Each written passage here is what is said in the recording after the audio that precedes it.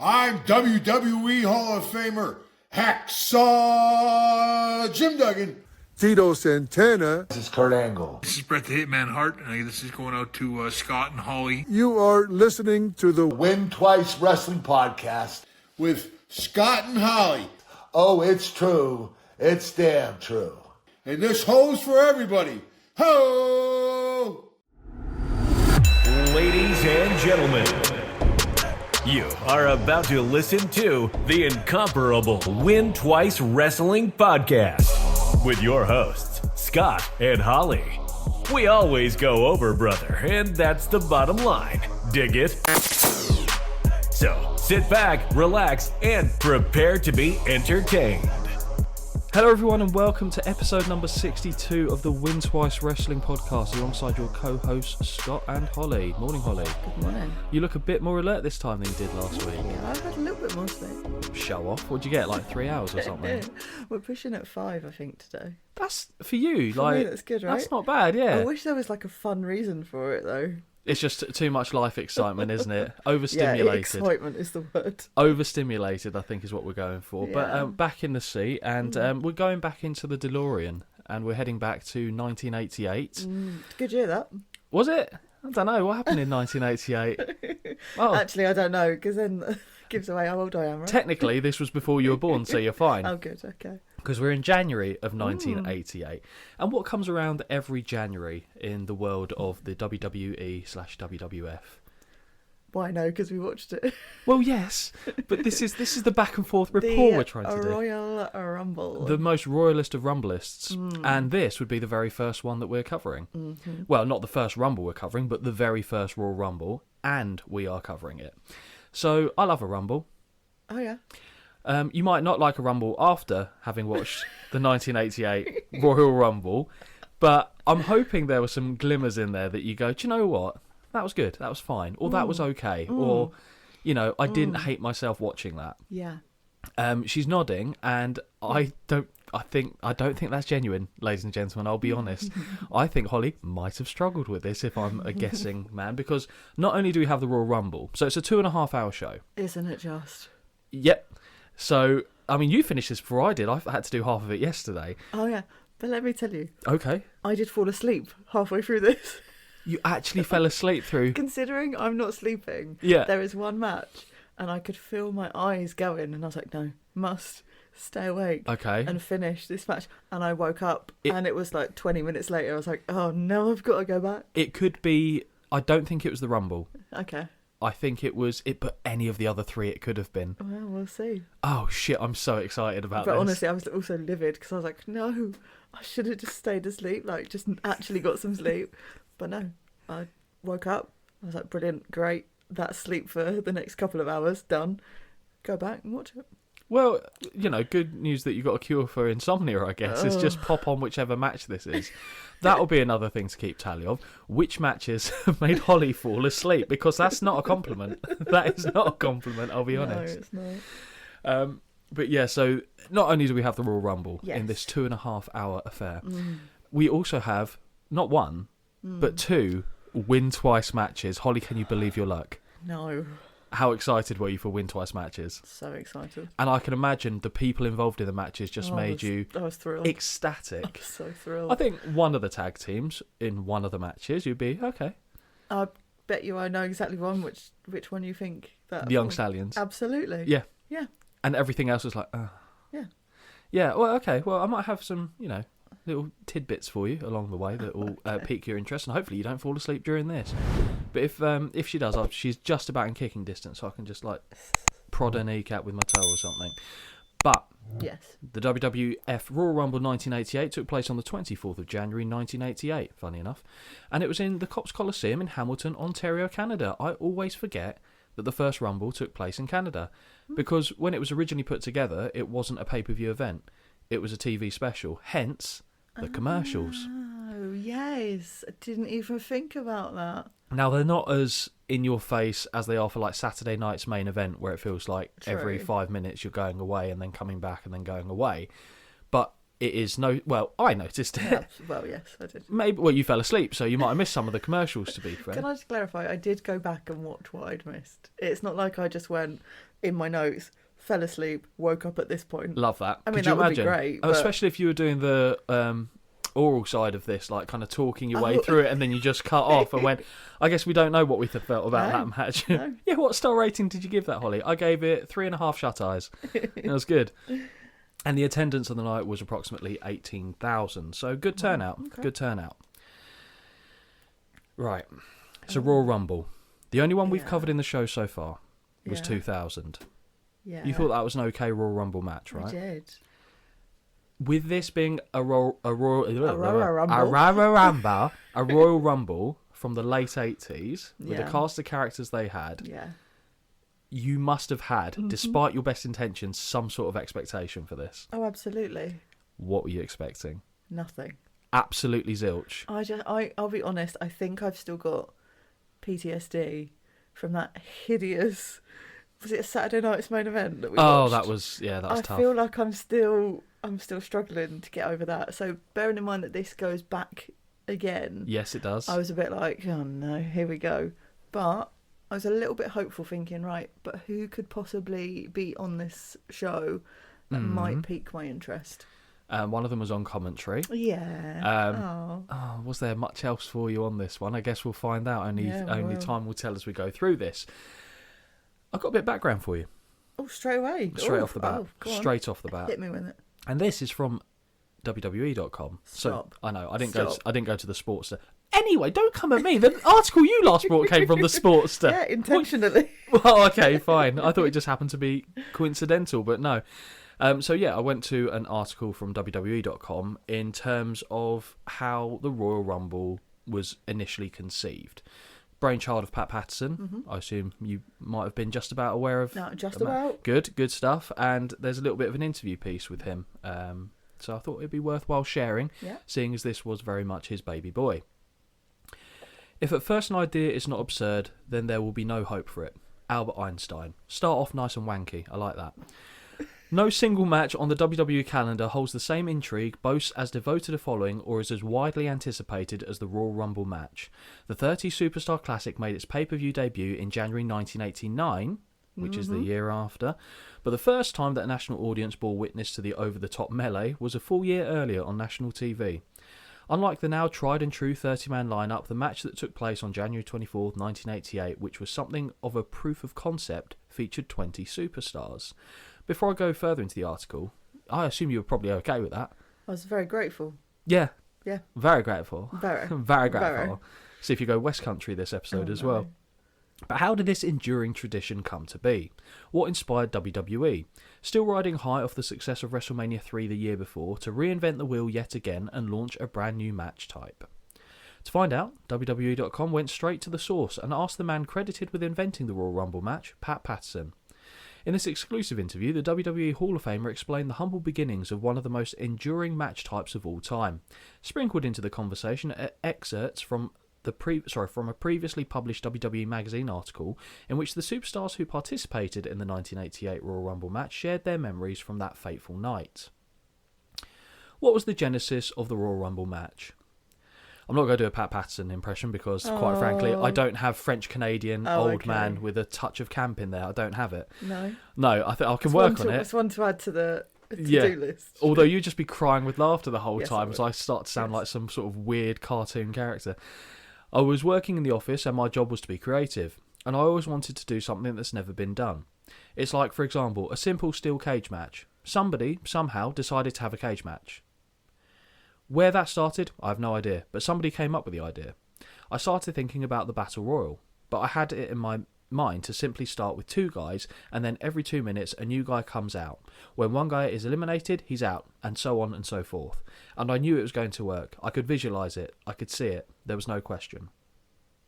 Is it true the match was inspired specifically by the annual Battle Royals that used to take place in the San Francisco territory? So to give you a little bit of background on that, so San Francisco was booked or run as a territory by a guy called Roy Shire in the 70s and mainly the 70s and prior to that as well. And they were known for having an annual Battle Royal. And Pat Patterson, when he was an in-ring wrestler, San Francisco was his area. Right. He worked alongside like Ray Crippler Stevens, who I don't think you would have come across, to be fair, but one of the people that they used to often get for Battle Royals was Andre the Giant as well, because Andre the Giant is considered by many that to be his type of match. If he's in the Battle Royal, it's now the Andre the Giant Memorial Battle Royal. Yeah, pretty much. I mean, obviously it's to pay homage to, homage fray to such a legend of the business, but ultimately it's because with Battle Royals, Andre the Giant was the man. Because can you imagine him going over the top to the floor? No, he'd probably get his arms stuck in between the top and the middle row. Got an Andre story on this later on as well. Are you going to do the impression later? Well, I don't think you want me to do an impression of the story I'm about to tell you, to be honest. Oh, God. But, yeah, so, do you know what? I'm trying to think, was he actually in a Royal Rumble? And I have a feeling he might have been in one, but I cannot remember for the life of me with any certainty. Oh. So, I guess we'll find out on the journey. So, in answer to that question, Patton said, so it says, San Francisco wrestling promoter Roy Shire was very good at building a battle royal. Once a year, he had the battle royal and you could bet on it. Somebody was going to be carried out on a stretcher. Great. Just needed to look at Holly's face for that. Great. Somebody was going to get hurt and it was exciting. He'd fly in some stars that were not in the territory, so Dusty Rhodes, the Funks. Bringing in stars like that made it very, very special, but it was just a battle royal. You know what a battle royal is, don't you? Yeah, okay, cool. Free for all. Yeah, pretty much, but everyone's already starting in the ring. Unless it's a reverse battle royal like they did in TNA, and that is a shit. Mm-hmm. So did others in WWE share your vision for the Royal Rumble match?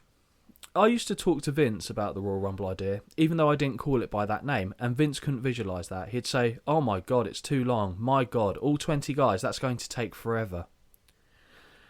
How did the concept get from the page to the ring? What brought it into fruition? We're having a meeting with Dick Ebersol. We had a special, I think. It was the first ever special live on USA Network, and it was a live show from Hamilton, Ontario.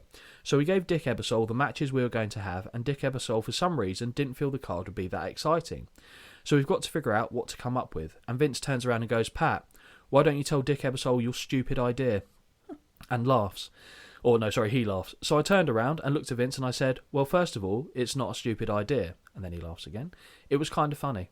Yeah, I love being called an idiot by my boss. It's great. I described what the concept would be, and Dick Ebersol went crazy. He loved it. He said, that would be so great for live television. Every 2 minutes another wrestler comes running in, and you don't know who it will be until you hear the buzzer. What buzzer? Mm-hmm. So Vince went, you're on your own. You're going to have to do it yourself. You're going to have to produce it. Holy crap, it sounded good in my head, but to put it together was another story. With so many moving parts involved, how did the process of actually executing the first Royal Rumble match go? Oh my God, it was crazy. Actually, I produced the first Royal Rumble the morning of. I was going crazy, because for some reason I thought I was going to sit down with Vince and put it together and all that, and then he got so busy, tied up, and Vince said to me a day or two before, did you get your Battle Royal produced? I said, no. I had to produce it that morning, going nuts. But I did it. Crazy to think about that, isn't it? What was the reaction from the wrestlers upon hearing about the match format? The funny thing is, when the boys found out, they went, what the hell is this? Some of them thought it sounded good. Some thought the match was going to take a long time. I said, yeah, but it's the first time and we're going to do it. Jim Duggan. I think any time when something new like that comes out, people wonder. They used to do Battle Royals one way in WWE at the time, so when they came back and changed the whole format, I think everyone wondered if it would get over to the extent it has. I don't think anyone knew how big it would become. Back to Patterson. The boys were excited, but they were trying to figure it out, asking different questions. What number am I? ? Nikolai Volkov. And all the stuff as far as the entrance goes and who is going to be next. I told them not to ask me too many questions and just listen. And when it's your turn to go out there, that's it. Jake Roberts. I knew that it would work because pumping people in, direct quote, one after the other, Patterson's excited, just creates excitement. If you put a fresh guy in every minute or so, also excited, it becomes, here comes this guy. Who is it? Who is it? It's an anticipation thing, and the fans are hoping that the next guy to come out will help their guy go on to win it. It's all about the fans. It was tough on the damn athletes, though. It really was. I didn't see many athletes in this match, I'm just saying. Did you think the Royal Rumble match would provide a lot of creative opportunities for storytelling? Absolutely. Over time, the boys got more and more creative. When you first started, you were just happy to get it done and that it worked well. Duggan. There are so many guys in the ring, and there are big men moving around. Joints are always an issue. No one wants anyone else falling on the back of his legs. It's tough out there. That's a good point, actually, because it's very difficult when everyone's in such a confined space to do that. I don't think Holly's yawned yet either, which is pretty good. Oh, she has. Tito Santana. When you're a young guy in these matches, you want to go in there and do a bunch of stuff, and it doesn't take long for one of the veterans to make you realise whatever you do, you have to be aware of your surroundings. You can't just be thinking about yourself. Harley Race. I was just thinking about how I was going to survive this thing and reduce the chance of injury and stuff like that. A lot of the younger ones that were there just for the sake of being there were all hyper and jumping around. Jim Brunzell. You just find a way to keep yourself out of that part of it, and hopefully you're still there at the end. You were not. Bret Hart. It became a challenge to keep the fire going. It's like having a fire on a branch in the ring, and you have to keep passing it around and keep it lit all the time. And you have to keep that fire going throughout the entire match. Sometimes you bounce from one opponent to the next, trying to light that fire again. For me, I found that as much action that was going on, I could spark something in the corner that would steal all the attention from everyone else and make people watch me. I'm just thinking back to the match. How often did I watch him? I watched him when he got eliminated. To be fair, he sold quite a lot in that match, to be fair. That was quite good. So I did see him probably more than I saw the others, but he was also in there for a long time, relatively speaking. Yes. I had an ability to not exactly steal the show, but make people watch the flare-up I had going with somebody in the corner. Then I would move on to somebody else and kickstart something else on the other side of the ring. I'll be honest, actually, just to take us away from this for a second. The person that caught my eye most in the match, and I'm not saying I like them, was Dangerous Danny Davis. He was fucking everywhere. Yeah, he was, wasn't he? He was everywhere. He was. I mean, I think also his get up, his costume helped as well, I'll be honest. Yeah, he looks like some sort of French mime. It's like a receipt. Yeah, like a receipt. Yeah. He is. Yeah, and I'll be honest, I'll be asking for a refund. To be honest. I love the fact that I've accidentally copied from the website a little bit of an advert, because it says, watch every Royal Rumble pay-per-view on WWE Network. You can't now. Well, you can in the States for now. What was the immediate reaction to the first Royal Rumble match? Did you know as soon as the match began that you had something special? Oh yeah, I felt it without a doubt. I didn't know what to expect at first, and we had the first two guys in the ring, and then the buzzer hit. No. And here comes another one, and after 3 or 4 guys went in, I knew we had something. Okay. It was so good. I didn't think it was going to be that good. We're still talking about the Royal Rumble match, in case you're wondering. Hillbilly Jim. Yeah. Lo and behold, after we did the first one, I knew it was going to keep on going. Of course, everything WWE was doing was pretty landmark stuff, innovative and groundbreaking, and everything was working in our direction, and there's the yawn, and everything was in our favour. So sorry. It's alright. Wrestling was on fire, and the Royal Rumble, along with WrestleMania, was just a perfect fit, and all the boys on the show knew that it was something that was going to be going on every year after that. Were there any lessons you took away from the first Rumble? As soon as it ended, were you trying to think of ways to make it even bigger and better? Well, buzzer would be good. Vince came up with that idea, to make it bigger and to include 30 superstars. I thought to myself, holy crap, it's going to be an even longer now, with all those guys in there. And I wasn't too sure if it was too long, or if it'd take too much time. But if you have the right talent, it doesn't matter. You can go an hour and a half if they wanted to. He had good talent, so it worked out very well. As long as the fans love it, that's all that matters. A lot of big match types have been invented since 1988. Hell in a Cell, the Elimination Chamber, TLC matches. What is it about the Rumble that's enabled it to stand the test of time? What makes the Royal Rumble exciting is the surprises. Who's next? Who's going to be eliminated? Goldberg? Who's going to be eliminated? It's really exciting. The buzzer goes, no. And it's like, wow, this guy's in now. And a lot of times we have guys who left the business and we bring them back for one night and things like that. There's always action going on in the ring, and it's a long match. It's over an hour, for one match. 1 hour. It's a lot of fun. Hard to put together, but it's a lot of fun when you watch it. Bret Hart. The beauty of the Rumble is that every couple of minutes another guy comes out. Yeah, we get the... and it just... seeing, in case you didn't know. Yeah, and just seeing what kind of difference it makes. When you're having a Royal Rumble and all of a sudden they send out Bob Backlund, he's a whole different type of wrestler than the 1-2-3 Kid or Andre the Giant. That's a combination of people I would... 1-2-3 Kid and Andre the Giant. Book it. It changes the complexity of the entire match. Everyone knows that if Andre is walking up, everyone's antenna is going to go up. It's a whole different mentality. Okay.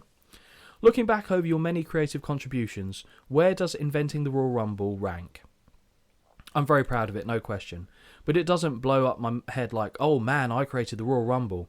I was never looking for that. I was just looking to be creative and do something different, and I'm glad I did. I'm happy I did it. The fans love it, the boys love it, I love it, Vince loves it. That's part of the job, to be creative. When something's good, it lasts forever. I'm proud of it, but I don't brag about it. Who invented it doesn't matter. As long as the fans love it, that's all that matters. And that's the end of the article. Who invented it? It doesn't matter. It was me, by the way. I invented it. I love it. It was me. It was great. But it's okay. It doesn't matter. Yeah. But it was me. Yeah. Lot of double entendre going on in there. It was full of innuendo. It was in his endo. Yeah. All of them. Nintendo. In your endo. In your endo, exactly. Quite right. So that's a little bit of background on how this match came to be in the first place. Okay. Holly's eyes are very moist. Oh, that was emotional. That was. It was emotional, wasn't it? Yeah.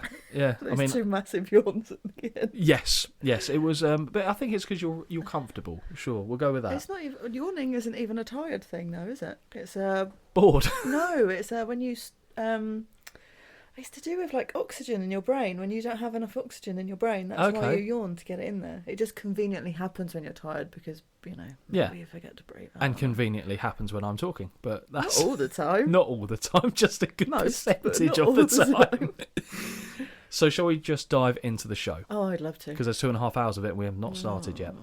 So the show begins with a shot from the bleachers of the Cops Coliseum, and we pan the building to really highlight how big of a spectacle this is set to be, and it looks good. Yeah, it is. It's always a good Yeah. visual, that. The music being played is what I can only describe as striptease music, and this has to compete with the voice of Vince McMahon introducing us to the Royal Rumble, and the regal gold and orange logo appears front and centre of the screen. Very dated, isn't it? Very. Yeah, the music I've put, it's like burlesque sort of Yes. music. It made sense when I It see does who the make first sense. matches, but the fact is that they can't go back and alter the music volume so that you can actually hear what Vince is. I mean, I don't care. There about, probably is a way to do that, to be fair, I'm but sure there is. but why? And I don't care about hearing Vince's voice, but he is someone that does the thing that I hate. Wears a microphone and shouts. Yes, it's like and to be bless him. So it's like my grandfather. So he would often, when he was calling his brother, this is going back about 15, 20 years, because his brother lived in Manchester at the time. My grandpa thought, oh, that's quite far away. Oh, so it talk louder. So he'd talk louder, and I was at one point I was like, you don't need the phone. Yeah. He could hear you. Yeah. It was unbelievable. So it's very much like that. But Vince has this way of doing, because he's got two types of shouting in He's him. got shrill. He's got the and he's got the one where he's not really actually talking much louder, but he's got the inflection on his voice. Yeah. It's very strange. Also, actually, just before I go into the rest of it, I showed you the that they've got a new YouTube channel, WCW, where they're putting up pay-per-view events, TV shows. So hopefully they'll put the back catalogue. I'm hoping they do something similar for ECW as well to give us those options. But that is pleasing. That pleases me. So Vince informs us that tonight we'll see the contract signing of Andre the Giant and Hogan for a February encounter, and even gets one of his Vinceisms in nice and early with unquestionably. The Jumping Bomb Angels will be making an appearance, and I'm very much looking forward to hearing Holly's thoughts on them as we go through the show. Not too random people there, I guess, for you, because you won't have heard of them before. They'll be taking on the Glamour Girls, although Holly might not have spotted that initially, as Jimmy Hart is stood between them in the picture they have placed upon the screen. We got one show respite from Jimmy Hart. Livid. Yes, I quite imagine. Dino Bravo will be attempting to lift a world record amount of weight, and the more this introduction goes on, the more Holly is dreading this event as a whole. Honestly died inside. You nearly did it then, your head just lolled back. It just reminds me of what actually happened. But I tell you what, it was good for the notes, because you could just blitz through it for the most part. Yeah, I still had to watch it though. Yeah, that's very true actually. The Islanders will be taking on the Young Stallions. So that may have won Holly around a little bit, and if that didn't get the job done, there he is, Jesse the Body Ventura. Holly, thoughts on friend of the show, Jesse's outfit here? Amazing. Brilliant. That's what I needed. That's what I needed. After he let me down last time. He did let you down This last time. is what I needed. Jess informs us he is pumped up, and these are in fact the clothes he would wear to a Rumble match. So, which you must think is something from RuPaul's Drag Race based on his get-up, but each to their own. He did annoy me with that comment, I'll be honest. Because he got my hopes up. Well, it's not the only time he would do that as well. Nope. Vince informs he too is pumped up for it, but when he sends it to Howard Finkel, he looks so unenthused it's like he's been lobotomized. Actually, the more I look at it, the more he looks like a sexual predator, leering through a window. I'm not saying he is, of course, I'm just saying that was exactly what he looked like. I sent you a picture of it. You did, and I put, he looks murderous. He does. There's something's wrong there. The wiring isn't as it should be. No. As Howard Finkel begins his introductions, the music now makes perfect sense. Straight into match number 1, and the first competitor is already in the ring. We have got Rick Rude versus Ricky the Dragon Steamboat. Yes. Did you have high hopes for a living? High hopes and expectations? A bit. I'll be honest, a bit. Well, we've already seen them have a pretty decent match. Yes, we had. At Beach Blast 92. We had. And then this one happened. So now, Holly, does this make you feel like it's a good show opener? It's going to be a strong W? Yeah. Okay. Yeah, well, I did. Yeah, you did. The last time we saw these two men, of course, was them competing in it wasn't called an Iron Man match at Beach Blast. It was called something else, wasn't it? But I can't remember what they referred to it as in WCW, but that's effectively what it was. Steamboat, of course, wearing his gi, because that is the only way, Holly, that you know he is a master of the martial arts. Jesse informs us that Rick Rude was the recipient of the Body Award from Jesse Ventura, but it's difficult to hear him over the cheers for the Dragon. As Dave Hebner issues instructions, don't worry, Hebner gets his limelight later on. As he issues instructions to both men, Rude makes a specific point to tell the ref to ensure Steamboat does not put his hands on the ravishing one's mullet. The two men circle before locking up, although Rude immediately goes to the eyes and follows up with some forearms. 3 punches also land before Steamboat fires back with some strikes of his own. The crowd erupt every time the Dragon goes on the offense, and this continues until Rude once again rakes the eyes. Ricky is grabbed by the back of the neck and tossed over the top, but he hangs on and in classic Steamboat fashion skins the cat back into the ring and backdrops Rude to the outside as he charges in. Never not impressive, I'll be honest. No, it's great. Rude's back. Oh yeah, that's it. Boots rack. Boots rack. Okay. Fucking hell. As Rude... Oh, God, no. You're right. No, I'm not. I'm very... not okay at the moment. So Rude's back makes a nasty landing on the apron, though, and he sells it like a man that took his fall badly. Looks legitimate to me. Yeah. As Rude looks to take a small breather, Steamboat takes a page out of his opponent's book and begins flexing and posing in the middle of the ring. Holly shaking her head. When Rude does return, he indicates to the ref that his tights were pulled. How? It makes no sense. Hebner warns Steamboat for a moment before Rude signals he wants a test of strength. And at this point, I realised there's a fucking woman in the front row with a megaphone. And thank God, whoever the person is that took it off her, because I genuinely was like, I genuinely am going to have to watch this on mute. Yeah. I honestly, livid. I know, and I make a comment for it later as Good, well. Okay. Rude signals he wants a test of strength. As he offers up the first hand, he begins flexing with his other arm, only stopping to argue with a fan in the front row. Test of strength begins, and Rude gets the better of it, forcing the Dragon down to his knees. Pat Patterson's excited. The crowd begin chanting Steamboat as he rises back to his feet when he uses a knee to break the grip and spins into a top wrist lock that he uses to trip Rude down to the canvas. Nice. Yep. Arm lock applied, the first of many, and the Dragon wrenches on the limb. Now he's caught in a single Roman knuckle lock and lifted into the air. Wrist lock applied and Steamboat yanks on the arm before chopping to the back of the shoulder, which puts Rude on the floor. Arm lock is reapplied, but Rude punches his way free from the following wrist lock. Whip sees Steamboat duck a clothesline and slide between the legs on the return before scoring with a beautiful arm drag takedown. It's just dawned on me that a fan has some sort of loudspeaker on them, as it's like we're hearing Jimmy Hart manage at ringside. I will be honest, I hate this fucking woman. I wish her nothing but suffering for the duration of this show. Yep. More yanking on the arm, and Rude is back on his knees, clawing for the ropes with no success. Forearms from Rude land, but Steamboat only breaks the hold to score with a knife-edge chop of his own. Whip is reversed by Rude, but Steamboat grabs the arm as he returns and now whips Rude right into a pair of chops to the chest, knocking him down. This has angered Rude, and he hastily charges into another arm drag that sees him back on the canvas. This is where it's lost Holly. As Steamboat talks on the arm and lands some elbows to the limb, Rude nearly finds himself pinned to the canvas in the process and kicks out at 2. The Dragon lands a standing splash on the arm now before returning to an arm lock. Rick finally manages to free himself courtesy of a kick to the midsection and some well-placed right hands. Face first into the buckles goes Steamboat, and he eats a knee to the gut against the ropes moments later. Whip sees the Dragon get levelled with a back elbow, and he's soon eating more right hands to the face before tasting the turnbuckles one more time. Make it 3, and now we have a full house of corner turnbuckles. A wrestling equivalent of a pub crawl, I guess, but much less enjoyable, I am sure. Mm-hmm. More right hands from Rude score, but Steamboat slides between his legs off a whip, not once, but twice, and then follows up with an arm drag takedown. Back to the arm lock, and I'd be very surprised if Holly was not disappointed with the content of the match so far. Fair to say? Yes. Multiple times, Ricky rams his knee into the shoulder blade, then uses the joint for extra leverage on the arm lock. Falling chop to the arm, devastating, scores before they return to their feet, where Rude reverses a whip and scores with a back elbow. On a separate note, I hope the woman gets clobbered with that megaphone as I hear her cackle.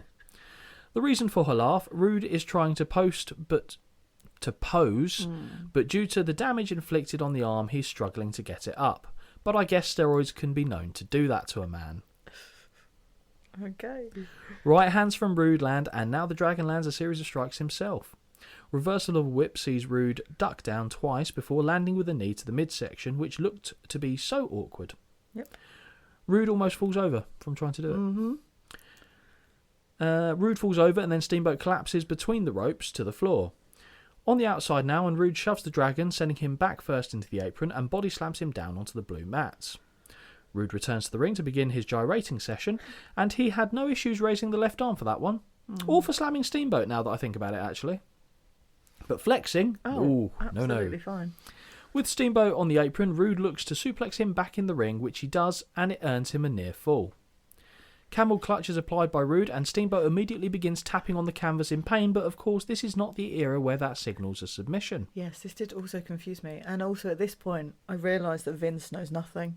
Because he just goes, oh, what a manoeuvre here, and continues to say it throughout the show. Oh, don't worry, I've got a few what a manoeuvres along the way. Rude jumps and drives his body weight to the lower back before reapplying the hold. Once more, this lands, and he flexes for the crowd before going back to the hold on a severely depleted-looking Dragon who is fading fast. It's been a while, Holly. Can you do the honours, please? She's asleep. She's asleep. She stayed asleep for 20 minutes. Honestly, just upsetting at this point. But he's asleep. He's asleep. No, what a shame. He's awake. What a shame. And we're back in the room. The Dragon keeps his arm up and begins shaking his hand. He elevates back to his feet and lifts Rude with him into a what is this position called, Holly? Oh, don't. I don't know. Electric chair. Oh, no, not again. I would have also accepted what a manoeuvre, as this is what Vince calls it on commentary. Is this not a sensational manoeuvre? That's later. Oh. From the electric chair... Oh, no, sensational manoeuvre is also for the dumbest shit I've ever seen, by the way. Brilliant. From the electric chair position, the Dragon falls back, dropping Rude.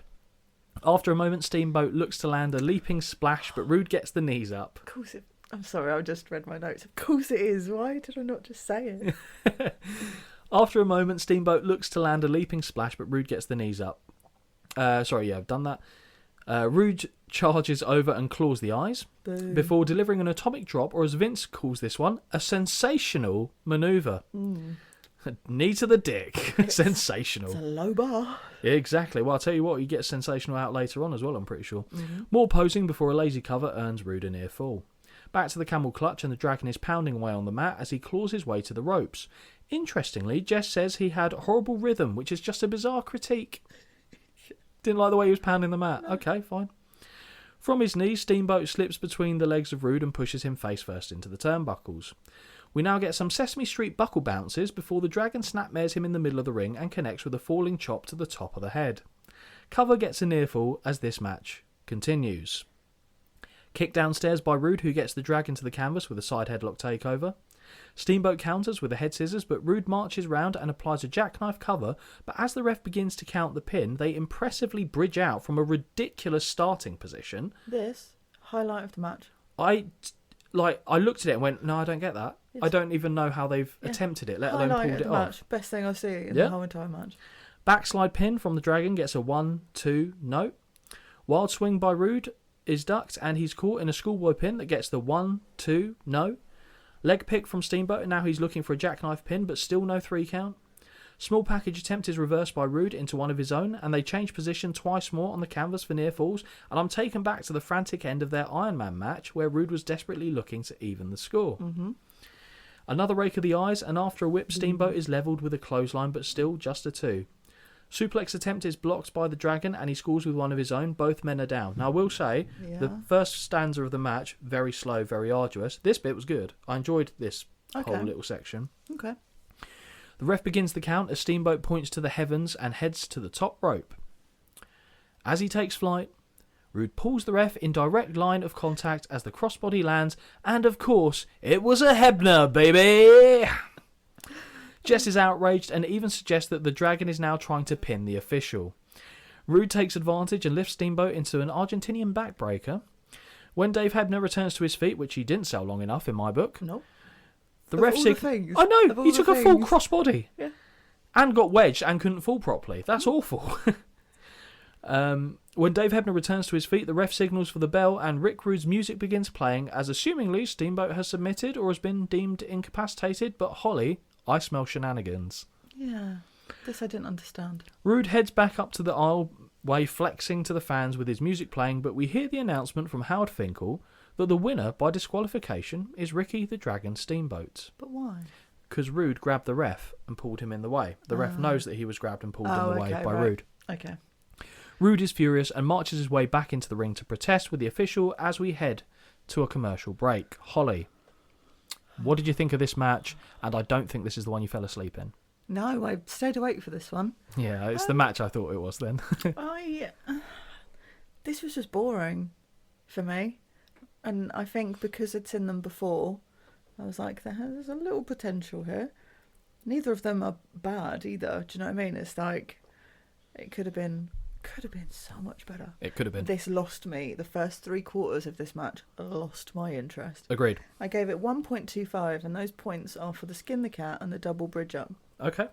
So I gave it 2.5 because I thought had they not had that final sequence, it would have been closer to 2, if I'm honest. Yeah. But I'm going to give them a little bit of benefit of the doubt here. And I'm going to say, with how few matches there were, they really had to drag out the non-Rumble matches to eat up the time. Oh, yeah. And only one of them I thought it worked in. And I think it's probably the one you fell asleep in. Oh, okay. This, because it was, I don't mind a deliberate pace to start with, but there has to be a bit more substance just some to it. Content would have been nice rather than just constant. It felt like time filling. I tell you what, boring. This show 100% should have been 2 hours. Oh, without a doubt. If they take out the additional half hour and take off.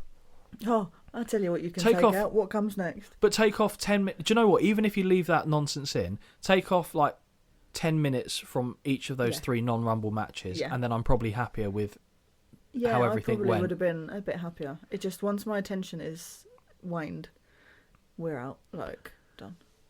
Well, I thought this next bit might have had you slightly interested, as it involved weights, and it involved Jesse Ventura helping with weights, chalking up for extra grip. Yeah? Mm-hmm. I thought you'd be like, oh yeah. I mean, it piqued my interest slightly, but if it was just Jess, it would have been fine. Yeah. Mandem about to get swole, I think, as they would say. Oh, God. When we return from commercial, we hear Mean Gene Okerlund lay the foundation for the upcoming record-breaking weightlift attempt. Stood alongside him is Jesse the Body Ventura, who I'm pleased to see has a small belly, which makes me feel better about myself. Because he had the weight he's got his band on, belt. And then he had a little paunch over it, and I was like, yeah, one for the dad bod. The Body says he sees why Dino Bravo didn't ask Gene to be his spotter, and then goes on to explain the role he will have in the proceedings. The world record is £705, we're told, and now out comes Dino Bravo with his manager, Frenchie Martin, to the French national anthem. Gene asks Dino how he feels going into this challenge, and Bravo says he believes he can do it, and that is what he's here for. Personality of a wet mop. Yep. The 300-a-day smoker, Frenchie then gives a response in French when asked a question, and a completely clueless Gene says, "Well, merci beaucoup." Brilliant. Which is, oh, this. Like, what the fuck have you just said? What have you said?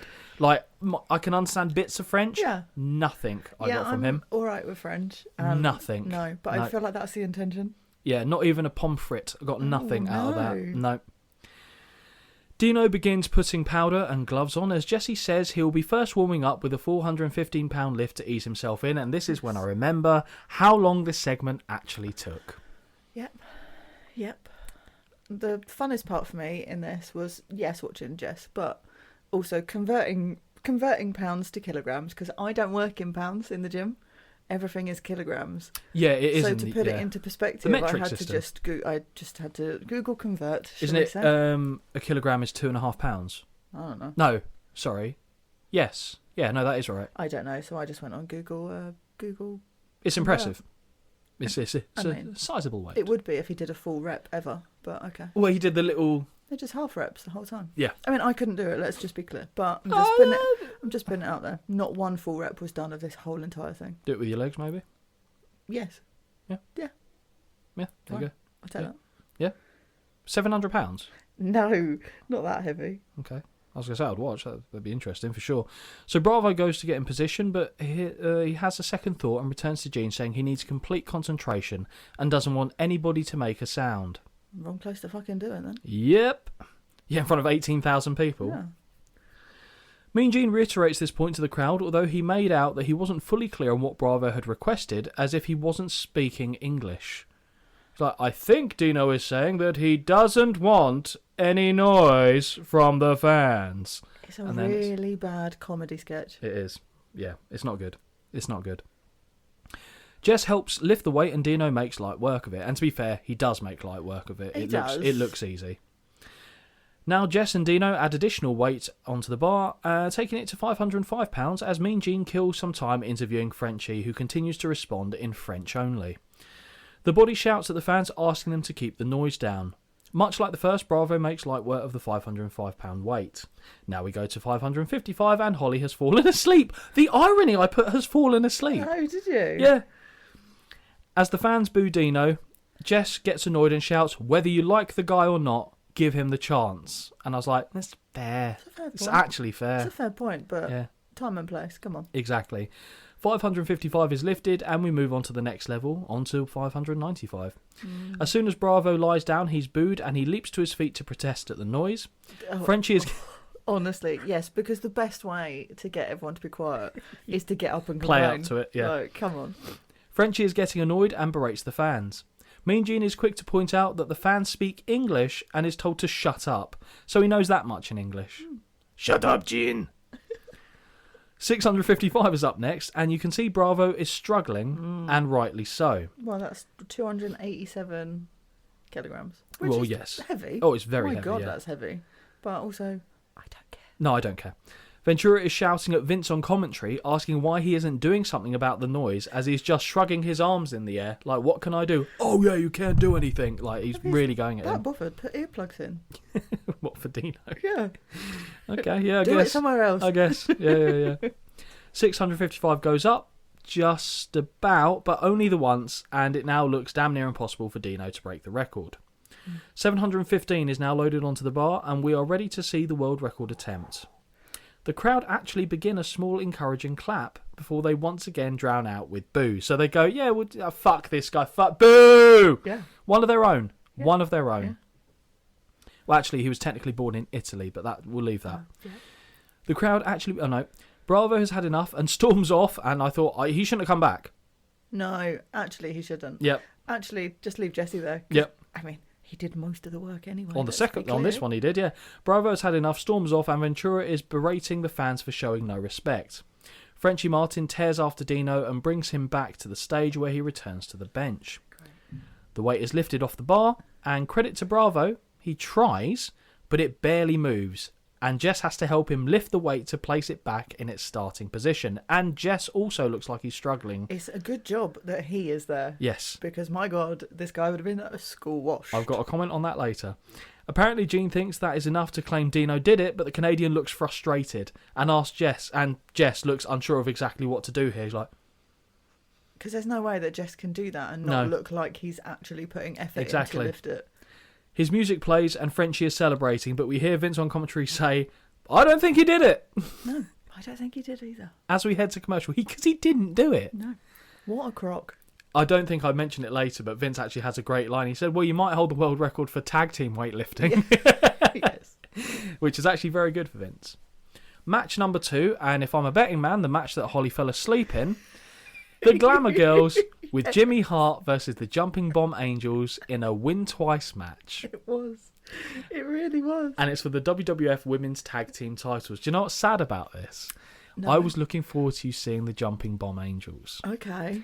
Because, right, to give you a bit of background, well, actually, no, you saw it, even though you fell asleep, because you're not invested in the people there. Yes. That was the main issue. I'm assuming. Yeah, and the first part of it really did nothing for me. Fair enough. But the Jumping Bomb Angels, if you look at their body of ring work, think about the women's matches we've seen at this time.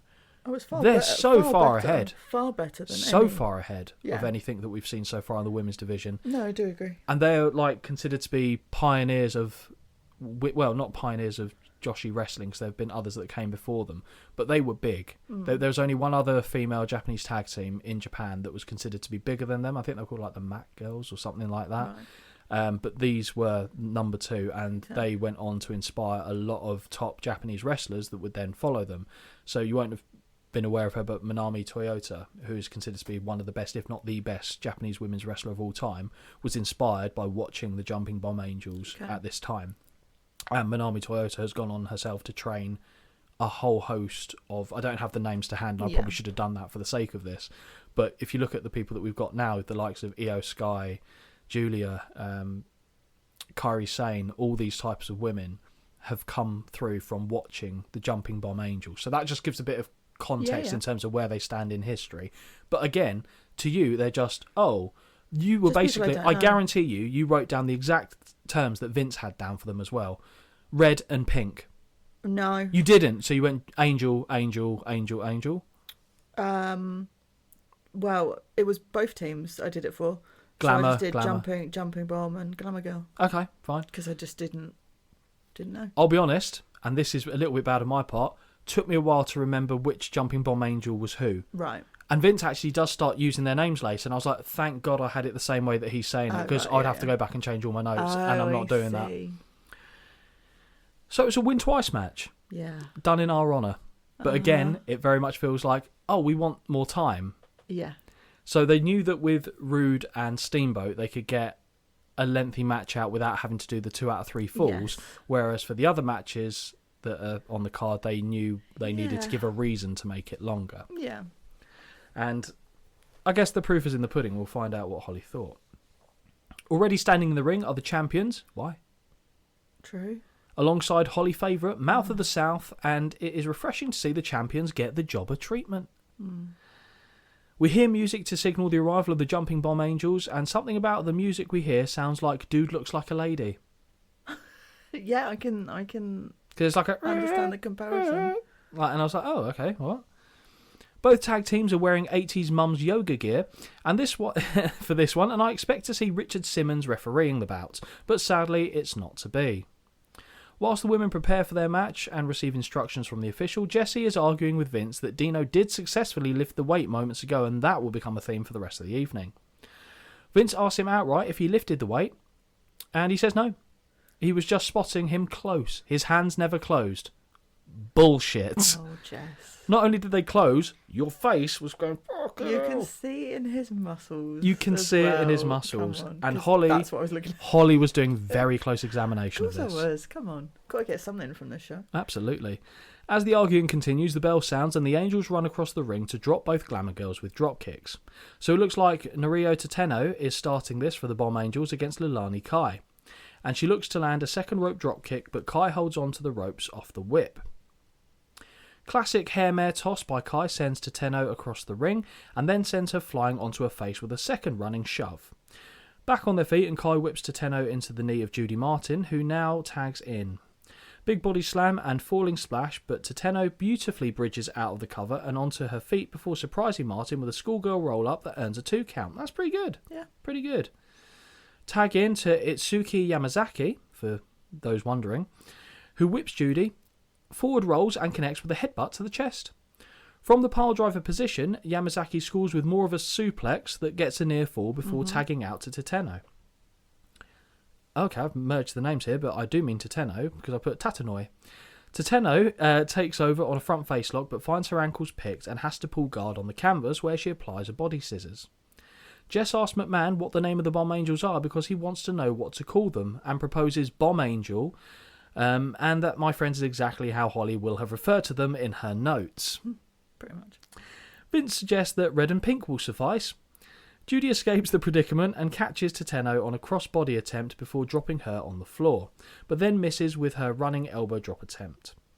Tag to Leilani, who does not look pleased about it, but does eventually enter the ring. Whip sees Tateno score with a high knee to the chest before tagging in Yamazaki, who scores with a running flying forearm off a second whip. Kai stumbles into the wrong part of town and eats a forearm from Tateno before one from Yamazaki right after. The following gets a near fall. Octopus stretch applied, and zero chance the WWF audience have seen this kind of move before, and both of the commentators are absolutely fucking stumped as to what to call that. Now, if ever there was a time to call something what a manoeuvre or sensational manoeuvre, it's probably for an octopus stretch in the WWF in 1988, if I'm being honest. Martin runs in to break the hold-up, but misjudges and kicks her partner instead, which made me laugh, as Yamazaki did not move in any way, shape or form, so she just kicked her partner for shits and giggles. As she regrets her decision, Tateno runs in and connects with a dropkick. Figure 4 leg lock from Yamazaki, but no submission, so the Angel settles for a lovely groin stretch. I don't know what to call that. She held the legs apart and then drops down her legs to stretch the groin, effectively. The crowd want another one, and they get it, before a hamstring stretch follows. Tag is made to Tateno, and she grapevines the legs to keep Leilani away from her partner. Modified Indian Deathlock, and Tateno falls back to apply additional pressure before switching up to a side variant. At what point, Holly, did you fall asleep? Not got there yet? No, not yet. Okay. It's after the first. Full, right. Yamazaki tags back in and maintains a grip on the legs, but Leilani is crawling towards her corner. Judy comes in and tries to pull her closer, but both Bomb Angels pull Kai the other way in a tug of war, causing Martin to land flat on her face. That was good. Vince and Ventura say the tag Kai does eventually make is illegal, as Martin was stood on the bottom rope, but the ref couldn't give less of a shit and simply allows it. Yep. As Martin scores with a kick to the midsection of Yamazaki, Jimmy Hart is aiding the circulation of Leilani's leg by rubbing it on the apron. Didn't see where his left hand was though, did we? Holly, how do you fancy a rub down from the mouth of the South? I would rather pull my eyelashes out one at a time. I've got a serum for that. Very much an in-joke there. Yeah. Short version is I tried to order some fuses to fix a plug and they sent me eyelash growth advanced serum. I'll be honest, that didn't fix it. But anyway, here we are. We live and we learn. As Martin scores with a kick to midsection... Oh, yep, no. Whip sends Yamazaki to the buckles, but she jumps up to boot Martin away on the charge. Judy blocks the boots and tugs the Angel away from the ropes, and she lands hard on her back. Vince refers to Judy as the largest woman in the contest, and Jess questions whether that was intended as a compliment before warning McMahon to be careful. Whip sees Martin duck too early, and Yamazaki leaps over but runs right into a kick to the spine from Kai on the apron. Fall away powerbomb is very nice and connects hard, and that is enough for the 1, 2, 3, giving the first fall to the Glamour Girls. Is that where that move is where Vince goes, what a lovely manoeuvre. God, just learn. Just one. What a lovely manoeuvre. One move per match. Just learn. Well, he's supposed to be the play-by-play guy as well. Yeah. Jess is there for colour. Yeah. Because Jess used to do briefly play-by-play by himself for some old videos, and it's not good because he's not doing his character. He's going, oh, and he's got a headlock on him. I know, like it's very. Because he's got to do that. Yeah. Whereas Vince is supposed to be there for that, and he knows about a third of the moves. Be like putting me on it. I'm like, oh yeah, that's cool. What was it? I don't know. But because you'll go, oh, they're in the, oh, Holly, what's this cool position? I don't remember. It's done now. They're doing something else. Flapjack. No, electric chair. Damn it. I think that'd be funny as anything though. Just letting us God, do. It would be awful. Because you could do colour though. I'd do the play-by-play, and you go boring. Yeah, I mean that I could do, but yeah, I couldn't. I like how you pick up your skills. I could say boring. Yeah, okay. absolutely. I could say boring with the best of them. I know where my skill set is. A well-timed commercial break that sees us return to the sound of the bell for the second fall. I want when exactly when, and snooze. Yep. Martin quickly connects with a boot to the midsection before a big hair mare sends Yamazaki across the ring. A stomp and a choke with a shin in the Glamour Girls corner before Kai is tagged in and she scores with a flying forearm, aka what a manoeuvre. Eyes are starting to get heavy at this point. Kai screams before scoring with a running kick to the chest, but Yamazaki bridges on the cover and Leilani furiously punches her in the stomach in an attempt to flatten her back out. Body slam lands, but the running splash does not, and now Tateno is tagged in. Sparko. Absolutely Sparko. Because at this point I had to go back and find Love that. where I was. Love that. So yeah. Running single-legged drop kick to the face, as the Z's are still coming from Holly. Running single-legged drop kick to the face scores, as does the running clothesline. From the second rope, Tateno connects with a flying clothesline, but this is only enough for 2. Running crossbody also gets 2, and now Yamazaki is tagged back in. Double team suplex finds the mark, and now it is a Pier 4 brawl as all women are in the ring. Corner whips are reversed, but the Angels prevent the contact and duck just in time to see the Glamour Girls take each other out with clotheslines. I didn't mind that, because I don't think that's something I'd seen before. Mm-hmm. Yamazaki whips Kai, but finds her attack stonewalled as Leilani does not budge and flattens the smaller woman. Argentinian backbreaker attempt by Yamazaki slips out the back. But Yamazaki slips out the back and just about manages to roll Kai up with a sunset flip pin for the 1, 2, 3. Shame that the initial grab didn't work, but I'm fine with the actual finish. Yeah. This one is all tied up, and we are going to the third and decisive fall. We still haven't got to the bit where you woke up. Had you gone all the way to the Rumble nearly? Yeah. Yeah. Honestly, to say I was annoyed at myself Yes. is an understatement. That's quite sweet in a way. After a replay of the fall, we head to a commercial break. We return to the Royal Rumble logo plastered on the screen, and then a still image of Andre and Hogan appears towards the top left of the screen. Why? Oh, So because it's upcoming. confusing. Meanwhile, in the ring, we're awaiting the start of the third fall as the bell sounds. Whip from Yamazaki sends Kai to the ropes, and when she returns, she's levelled by a pair of high knees from both the Bomb Angels. Double clotheslines follows in quick order, and there is no count on the pin as Tateno is ushered out of the ring. Yamazaki scores with another knee to the gut off the whip, but Kai fires back quickly with a kick to the chest of her own. 2 in fact, and she tags in Judy Martin.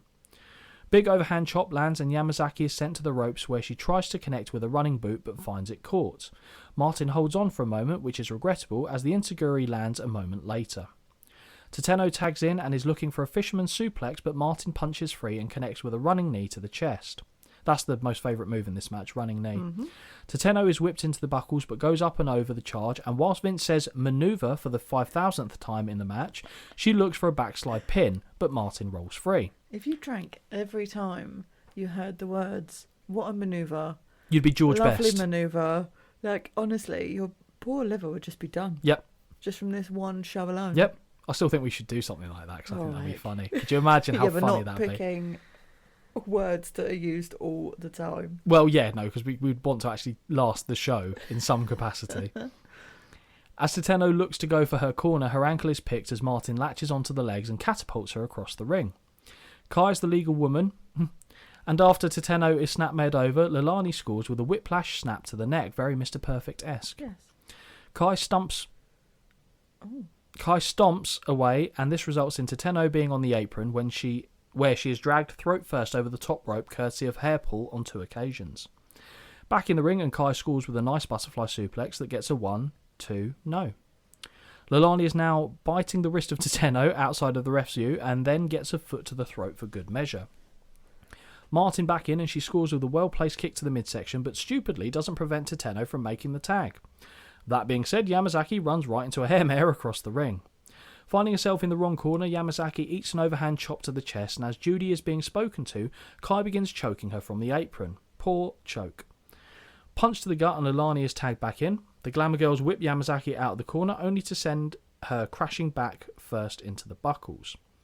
Hair-assisted snapmare gets a 1 count, which annoys Leilani into making a second cover with the same end result. Whip sends Yamazaki to the ropes, but she blocks the strike on her return and begins firing off right hands. It was a very weird block. It was like some sort of Power Rangers type shit where they both had like throwing up the X sign and blocks it. And I was like, okay, very odd. Whip sends Yamazaki to the ropes, but she blocks the strike on return and begins firing off right hands. She ducks wild swings from Leilani before picking her off her feet and dropping her on her arse, is the only way I can describe that. Yeah, agreed. Yeah. Twice this lands, but it only gets a near fall. Yamazaki whips Kai into the Glamour Girls corner before dragging Martin into the ring the hard way. Tag to Titano, who climbs to the top rope and connects with a knee drop to the sternum following the body slam by Yamazaki. 1, 2, no, and I'll be honest, Holly, I thought that was going to be it. Me too. Body slam from Titano, but this only gets 2. Butterfly suplex with a bridge baffles Joey Morella, but he eventually does count the near fall. Because it's like she was kind of pinned but not pinned, Yes. and he just stared like, what the fuck is this? Yeah, exactly. He just watches. Yamazaki back in, and she connects with a very weird running crossbody, but still not enough for 3. Body slam, and now Yamazaki is heading to the second rope, but she finds no water in the pool off a back senton attempt. Martin makes the cover, but this is only a 2 count. Yamazaki trips Judy down to the canvas and tags Titano back in, who scores with the second rope clothesline. Holly's awake, and the pinfall has to be broken up by Leilani. As the ref shepherds Kai back to the apron, the Jumping Bomb Angels both ascend to the top rope and connect with stereo drop kicks to Martin, and that lands about as well as it's ever going to on someone. Titano crawls into the cover, and as Yamazaki hits Leilani with a running drop kick, the ref counts the 1, 2, 3. The winner by 2 falls to 1, and new WWF Women's Tag Team Champions, the Jumping Bomb Angels. The crowd jump to their feet as the new champions embrace in celebration. A very good women's match for the time period, this, in my opinion. The Jumping Bomb Angels raise their titles and bow to each of the 4 sides of the ring. Ventura calls out the foul that Martin's shoulder was off the canvas, and indeed the replay does show this to be true, but either way we have new Women's Tag Team Champions. Holly, Yes. appreciating you fell asleep in this match. What do you think of it? What did you score it? Considering it was a women's match at this time, it was all right. I don't know. I feel like, in retrospect, probably my score should be higher. Okay. But, don't get me wrong, I know I'm tired right now, but I have watched some dross up until now, none of which I've fallen asleep during. Fair. This one clearly had me so disinterested that I just went with it. So my theory on that is it wasn't the content of the match. No. It was because you had so little interest in the people in the match, there was nothing for you to latch on to. No, I'd agree. Yeah, absolutely. But I gave it 2 out of 5. And I don't feel like that's a horrendous scoring.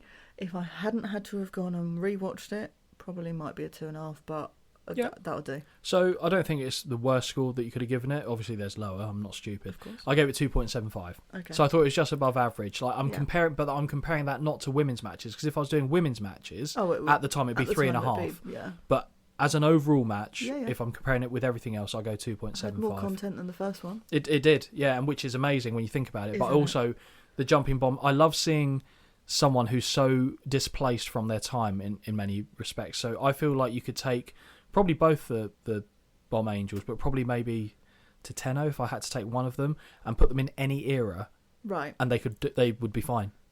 I genuinely think they'd be fine.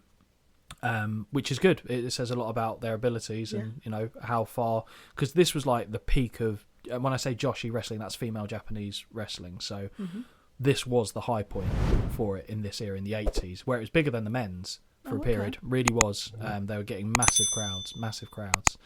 And I think it's also because it's probably to do with the female constitution in terms of being more malleable, I guess. Whereas guys obviously can pack more muscle on and do things that are more powerful. Yeah. But the women could dole out effectively what looks like more damage just because the way they can kind of ragdoll themselves and be relatively okay, because there's a bit more flexibility, I think, inbuilt into females.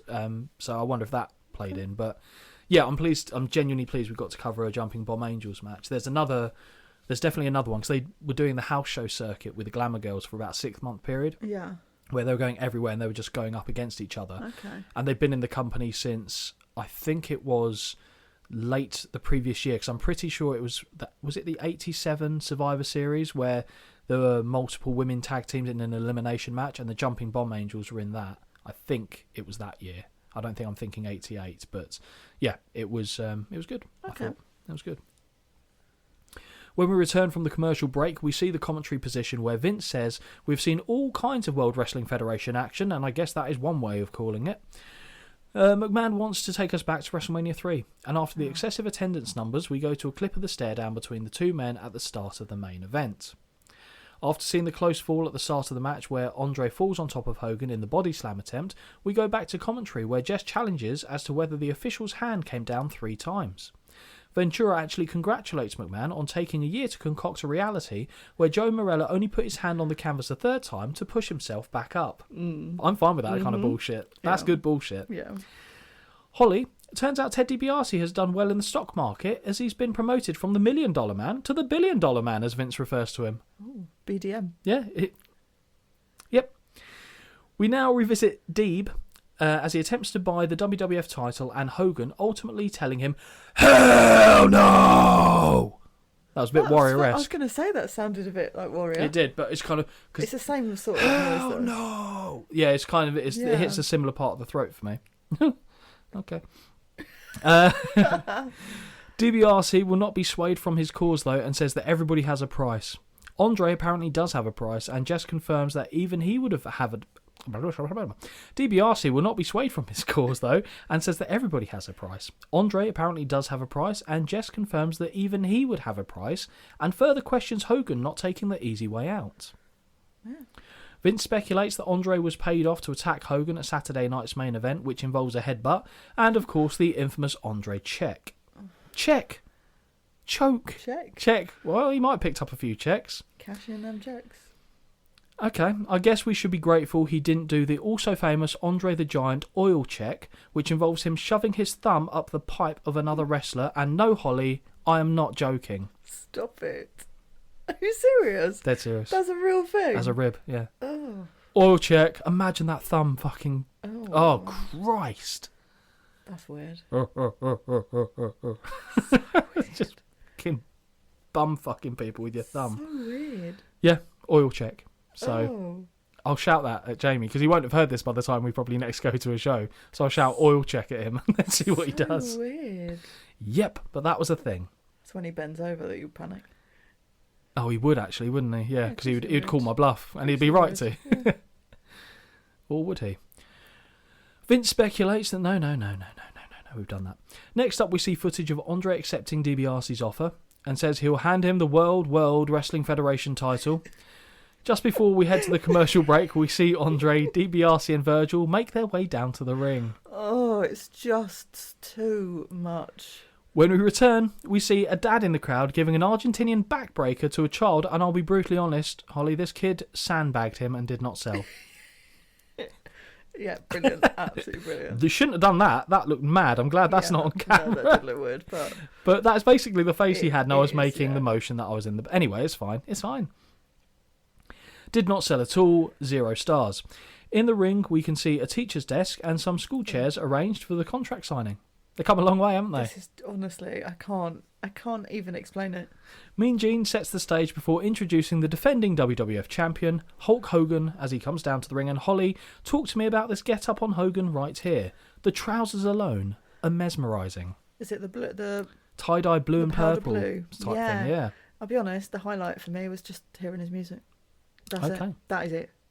Because the rest is like not even GCSE drama. Brilliant. It's lower than that. Wow.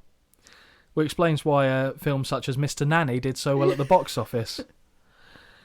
As expected, a great reception for Hogan, who's relatively reserved by his usual standards, but does take the time to cup his ears to the fans. Mean Gene now introduces Andre the Giant, who is casually bouncing off the ropes as he stares a hole through the champion, whilst keeping his hands in his pocket at all times, worth noting. Last but not least, WWF President Jack Tunney is introduced, and he invites both men to come and sit at the table so the contracts can be signed. Hogan is quick to follow as instructed, but Andre continues to bounce off the ropes as he glares at the Hulkster. I think it's actually quite good heel work by Andre in this bit, I will say. It is, but I just think I don't want it because of everything else. Mm-hmm. Mean Gene says he won't ask again, like an angry parent, but then he does say, please. Mm-hmm. DiBiase is in the ear of Andre now, and still the Giant does not move towards the table. Andre does now move, and signals with his hands a choking motion, which has DiBiase laughing, and now finally the Giant takes his seat and looks fucking ridiculous. It's like when adults sit in those little Kids' tables, chairs. Yeah. Very much so. Like knees around your neck. It's ridiculous, yeah. And fair play to the chair. Yeah. The chair earned its paycheck. The chair, I think, is the hardest worker in this whole show. It is. Stiffest worker as well, for sure. As Hogan is handed the contract and pen, Deebs is taunting him, asking him why he's hesitating. This is what he wanted. DiBiase says that what he has in front of him is a career-ending contract, but Hogan does indeed sign on the dotted line. The Hulkster clearly wants a piece of DiBiase, but is wary of Andre and doesn't make a move. Andre looks ridiculous in the chair. My God, the man is huge.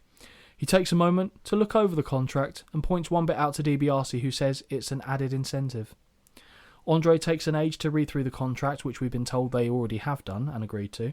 And honestly, it's great heel work. It is great heel work. He has not changed his expression once, and that is unsettling. It's the 1,000-yard stare, just where he's just looking through the person. Dead behind the eyes. Yeah, very much so. The Giant does eventually put pen to paper, and when he finishes, DiBiase tells him to put his stamp of approval on it, which I think was premature, because I don't think they were ready for that. Andre gets to his feet, but so does Hogan, and now they're having a stare down.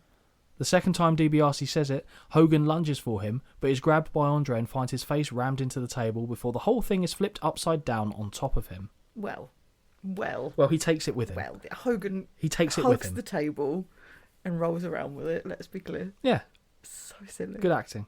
Good acting. Great. From Mr. Nanny. Andre immediately takes his leave as the $1 Million Man cackles away. A groggy Hogan is struggling to get back to his feet as we head to the commercials. Upon return, we head back to commentary where Vince and Jess discuss the rules of the Royal Rumble and some of the participants taking part, which marks the first time that this will have been discussed and is actually quite novel. Before we go to the Rumble, Yes. can I ask a question? Always. Or make a statement? Both, really. Go for it. Contract signings in the ring. Why?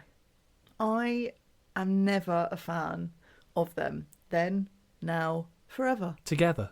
I don't like them. It's pointless. I don't understand it. It's to build up the story, drama, etc. Just don't think it's... If you're having a match anyway and the match is built there, you've got the story there already.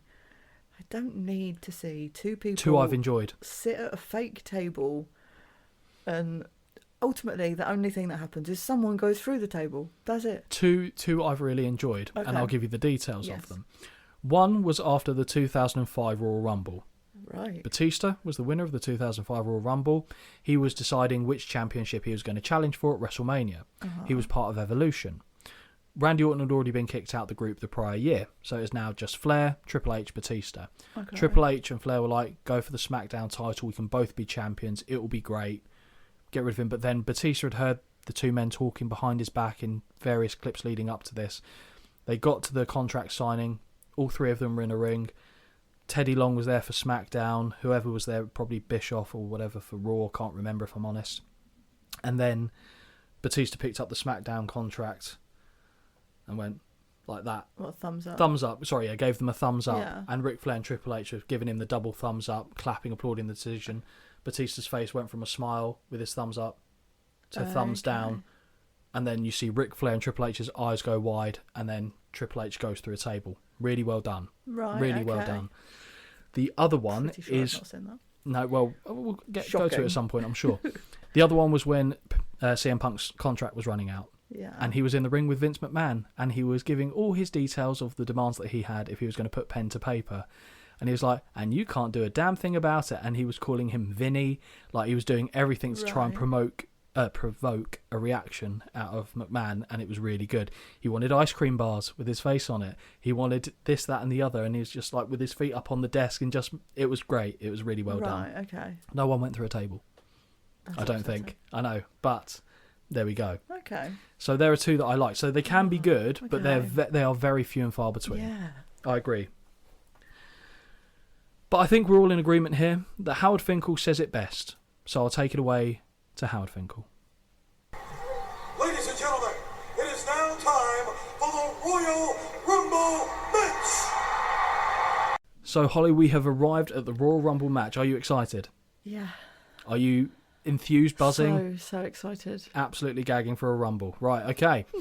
As we go to the ring, we hear Howard Finkel give the rundown of the rules. We see the participants number 1 and 2 are already stood in the ring. First entrant is Bret Hart, who is accompanied by Jimmy Hart and Holly. Do you know what the most frustrating thing about this is? That Jimmy Hart's in everything. No, good guess. Bret doesn't start with them on, but partway through Howard talking, he places some aviators on. Yes. Why? Honestly. You'll have to take them right back off again, you fool. So bizarre. So bizarre. And they're not the right glasses either. No, absolutely not. Unacceptable indoor sunglasses.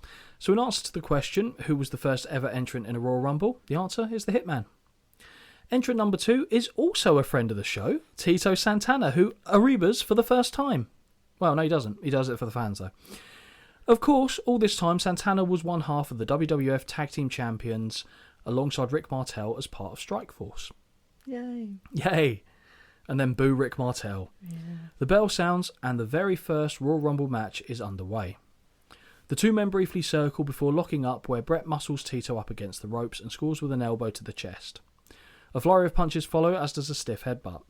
With Tito backed into the corner, Bret stomps away and continues the beatdown. With a handful of hair, Hart looks to run Tito face first into the buckles, but it gets blocked and the Hitman eats the pad instead. Right hands from Tito land, but Bret reverses the whip and leapfrogs only to turn into another big right hand that floors him. Yay. Now Santana rushes to the mounted position and rains down more right hands. Are you on Tito's side over Bret here? Yeah. Wow, okay. Yeah. Wow. Yeah. All right. Tito looks to march Bret to the rope, but Bret throws the brakes on and scores with some right hands and an inverted atomic drop. From the second rope, Bret lands with his trusted elbow to the back of the neck. The Hitman lands a stomp to the midsection and very dated clock begins to count down. Okay, I'm just going to put it out there. When they don't massively tell you who it is, I don't know. Yes. There are some people I really don't know. Fine. So I've just got... Tell me how you've described them. I'll say who they are. Some people don't even get a description. They just get someone's in. I don't know who that is. Okay, right. So I'll let you know as and when I don't know. So before I say the name, I'm going to look at you and you're going to say what you put down. Then I'll tell you what they actually are called. Okay? Let's wait to see how many I missed. This one you've missed by a mile. I can tell you that for free. Very weird seeing a Rumble countdown where the crowd doesn't count along with it, don't you think? Yep, agreed. With Bret trying to get Tito out of the contest, entrant number 3... I will say someone is here and I don't know who it is. Yes, that's right. The natural Butch Reed jogs his way down to the ring. We have seen him. He was in the WrestleMania 4 tournament, cool. I believe. In your favourite show. In the haze, I don't know. Absolutely, in the Holly Haze. And yes, he jogs his way down to the ring. In the ring, and Bret reverses a whip but eats a flying forearm from the future Matador. Reed is quick to stomp on the down Tito and then drives his face into the canvas.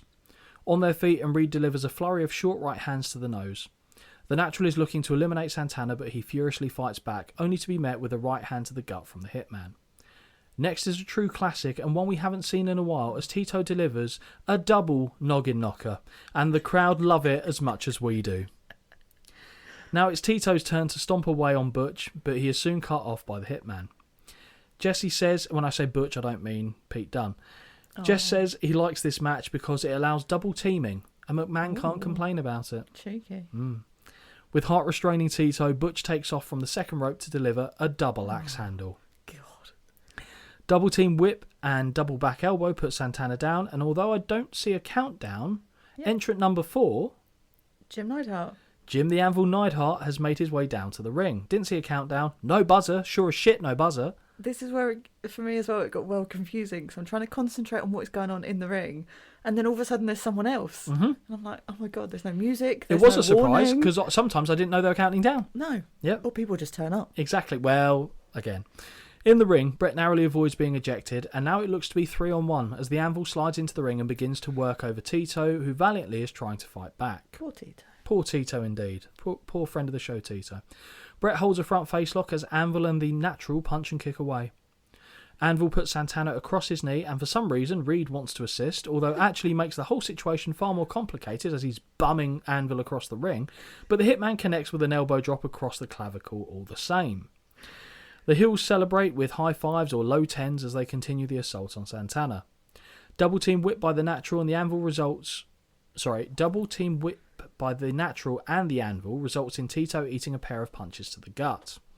All three men are now trying to eliminate Santana whilst getting in each other's way, as Vince points out, but the clock counts down, and entrant number 5... I hope I'm right. Jake the Snake. Is Jake the Snake Roberts, who gets one hell of a reception. One hell of a reception. Jake's first involvement is to walk up behind Butch Reed and tip him over and out of the contest before beating away on both members of the Hart Foundation. So for the next pub quiz question, the first ever elimination in a Royal Rumble is the Natural Butch Reed, or someone, The guy as I don't Holly know. puts. Exactly. The crowd are still cheering as Roberts whips Anvil into his partner in the corner after a succession of short, sharp punches. Also, shouldn't the heels feel pretty bad that they were 3-1 and they still couldn't eliminate Tito? You'd think, wouldn't you? Level playing field now, and Roberts body slams Brett as Tito is unloading right hands to the Anvil in the corner. The Hart Foundation are whipped into the mid-ring collision from opposing corners and Brett falls hard. DDT, DDT chant has faded, but Roberts signals he's about to hit the move on the Hitman until he's clotheslined by Neidhart. Good, I like that. Yeah. Tito gets put down by a pile driver from Brett, whilst the Nope, Anvil... It nope, doesn't look good either. Nope. From Brett, whilst the Anvil drives Roberts face first into the canvas on more than one occasion. It's horrible. Entrant number 6. Right. So I didn't know initially who this was because they said, don't they call him the King? They do. But then, is that not Harley Race? Is King Harley Race. Thank you. Okay. Whew. And the portly son of a gun jogs his way down to the ring. Back to 3-on-2 for the heels as Race drops 3 elbows in succession on Roberts. On one side of the ring, Tito is trying to eliminate Brett as Race and Anvil look to do the same to Roberts. However, when Neidhart sees his partner in trouble, he gives up on his efforts to help his teammate. Or to go and help his teammate, I should say. General brawling continues from here, although there is one part I particularly enjoyed, and that is Jake tapping Brett on the shoulder, making him turn around before delivering a right hand that makes him timber down to the canvas. He runs up and it's just little tap, tap, tap. Yeah, it's good. Yeah, I did like that. Yeah. One of Holly's favourites, as we see Race connect with a falling headbutt to the snake. Honestly. He wasn't doing the JYD spot yet. And entrant number 7 gets another big crowd pop as... It's Killer Bee number 1. Jumping Jim Brunzell runs down to the ring. And Holly, it has been a long time since we saw the Killer Bees, hasn't it? Or Killer Bee number 1. Yeah. Brunzell immediately goes to work on the Hart Foundation before delivering a second noggin knocker. No, second noggin knocker, even. I sound like fucking Arkwright from Open All Hours. Very British reference there. We'll leave it. It's day's too short. Now he looks to eliminate Hart, and all 6 men end up on the same side of the ring, either trying to aid or prevent the elimination. One of the more unique offensive moves I've seen, as Roberts gives a double-handed yank on the Anvil's goatee. The 6... Like he's milking a cow. Yeah, it really was. So bizarre. And then the Anvil's face is... When he turned around, it was ridiculous. Yeah, it's so overselling. The 6 men, it was like he was an asthmatic trying to blow out candles on a cake. That's what he looked like. Okay. The 6 men pair off, and Brunzell looks to be close to eliminating the King, but he holds on to the top rope. You have no idea who this is. Entrant number 8 is... It's a guy in tiny red pants and a bandana. Looks like he's from Texas. Sam Houston, who sprints down to the ring with red neckerchief intact and immediately goes to work on the Anvil, who was at the time beating up on his older brother in Jake the Snake Roberts. Oh. Wow, okay. Yep. Oh. Wow. And was it Rockin' Robin as well that was also related? She was the sister of Jake. Oh, God. One of them was. My It was the one. I God. think it was the one who sang the national anthem that year as the Wow. women's champion. I'm Family pretty sure. affair. Yep. Well, their dad was also a wrestler, Grizzly Smith, and he was also a sex offender. So the Hart Foundation, it's wrestling, isn't it? Like, you can't have nice things. You just can't have nice things. The cameras missed the Anvil accidentally clocking Brett instead of Houston, but Jess is on hand to bring us up to speed. Jake looks to be stalking Neidhart and drives his shoulder into the midsection several times in the corner. The Hart Foundation are given a moment to unite and isolate Tito, and in a combined effort toss him over the top and out of the match. Did you boo? No, you didn't care. No, I genuinely didn't. Didn't care. Fair enough.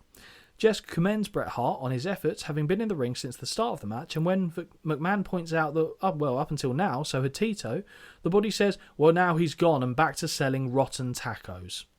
Let us not forget, Holly, that this man is, of course, Mexican. Funny to think that at the time in 1988, Mexican fast food wasn't really a cultural phenomenon in the States like it is now. So it was fairly exotic outside of certain communities in the States. Cool. So yeah, back to making rotten tacos. And he also, like, you know what Jess called Tito for ages, don't you? Yeah. Chico. Yeah. Yeah, and Tito Santana's autobiography is Don't Call Me Chico. Mm-hmm. So, yeah. Mm-hmm. Oh dear, bless him. Entrant number 9 is... the walking barcode, Danny Davis. The Receipt, Dangerous Danny Davis. And you know he's going to work alongside the Hart Foundation in this one. Davis is immediately met by Sam Houston, who backs him into the corner under a flurry of punches. Meanwhile, Harley is doing his absolute classic sit on the middle rope and flop back spot like a seesaw as Roberts punches him. Amusing, I'll be honest. And this was him trying to stay safe, as he said in the interview. Davis makes a big mistake as he throws a kick at the Snake, who catches it, swings it to one side and uncorks a well-placed right hand that delivers a back suplex, causing him to beg off. More DDT chants, but the dangerous one is quick to scamper away and out of harm's reach. Entrant number 10 is... Right, I hope I'm not going to be able to pronounce this. Boris Zukov? Exactly right, Boris Zukov, who ambles down to the ring right after Vince suggests he would love to see Jesse run down there, and Holly is in full agreement. Absolutely. The Russian runs across the ring to commence a beatdown on Houston as the heels slowly look like they're taking over proceedings here. Most of the participants have paired off, looking to eliminate one another. As Sam Houston holds on for dear life against the Soviet, McMahon calls it, what a manoeuvre. Obviously. Just holding on. What a manoeuvre. Great. In the first heel versus heel content, Race looks to eliminate Zukov, but it doesn't lead to much, and even Jess goes, oh, this is the first time a bad guy's touching a bad guy, so to speak. A few double team spots show that the numbers are still very much in favour of the heels, and this is highlighted perfectly as Davis lands a standing drop kick to Houston, who was being restrained by the Hitman. Pretty good drop kick, actually. Mm-hmm.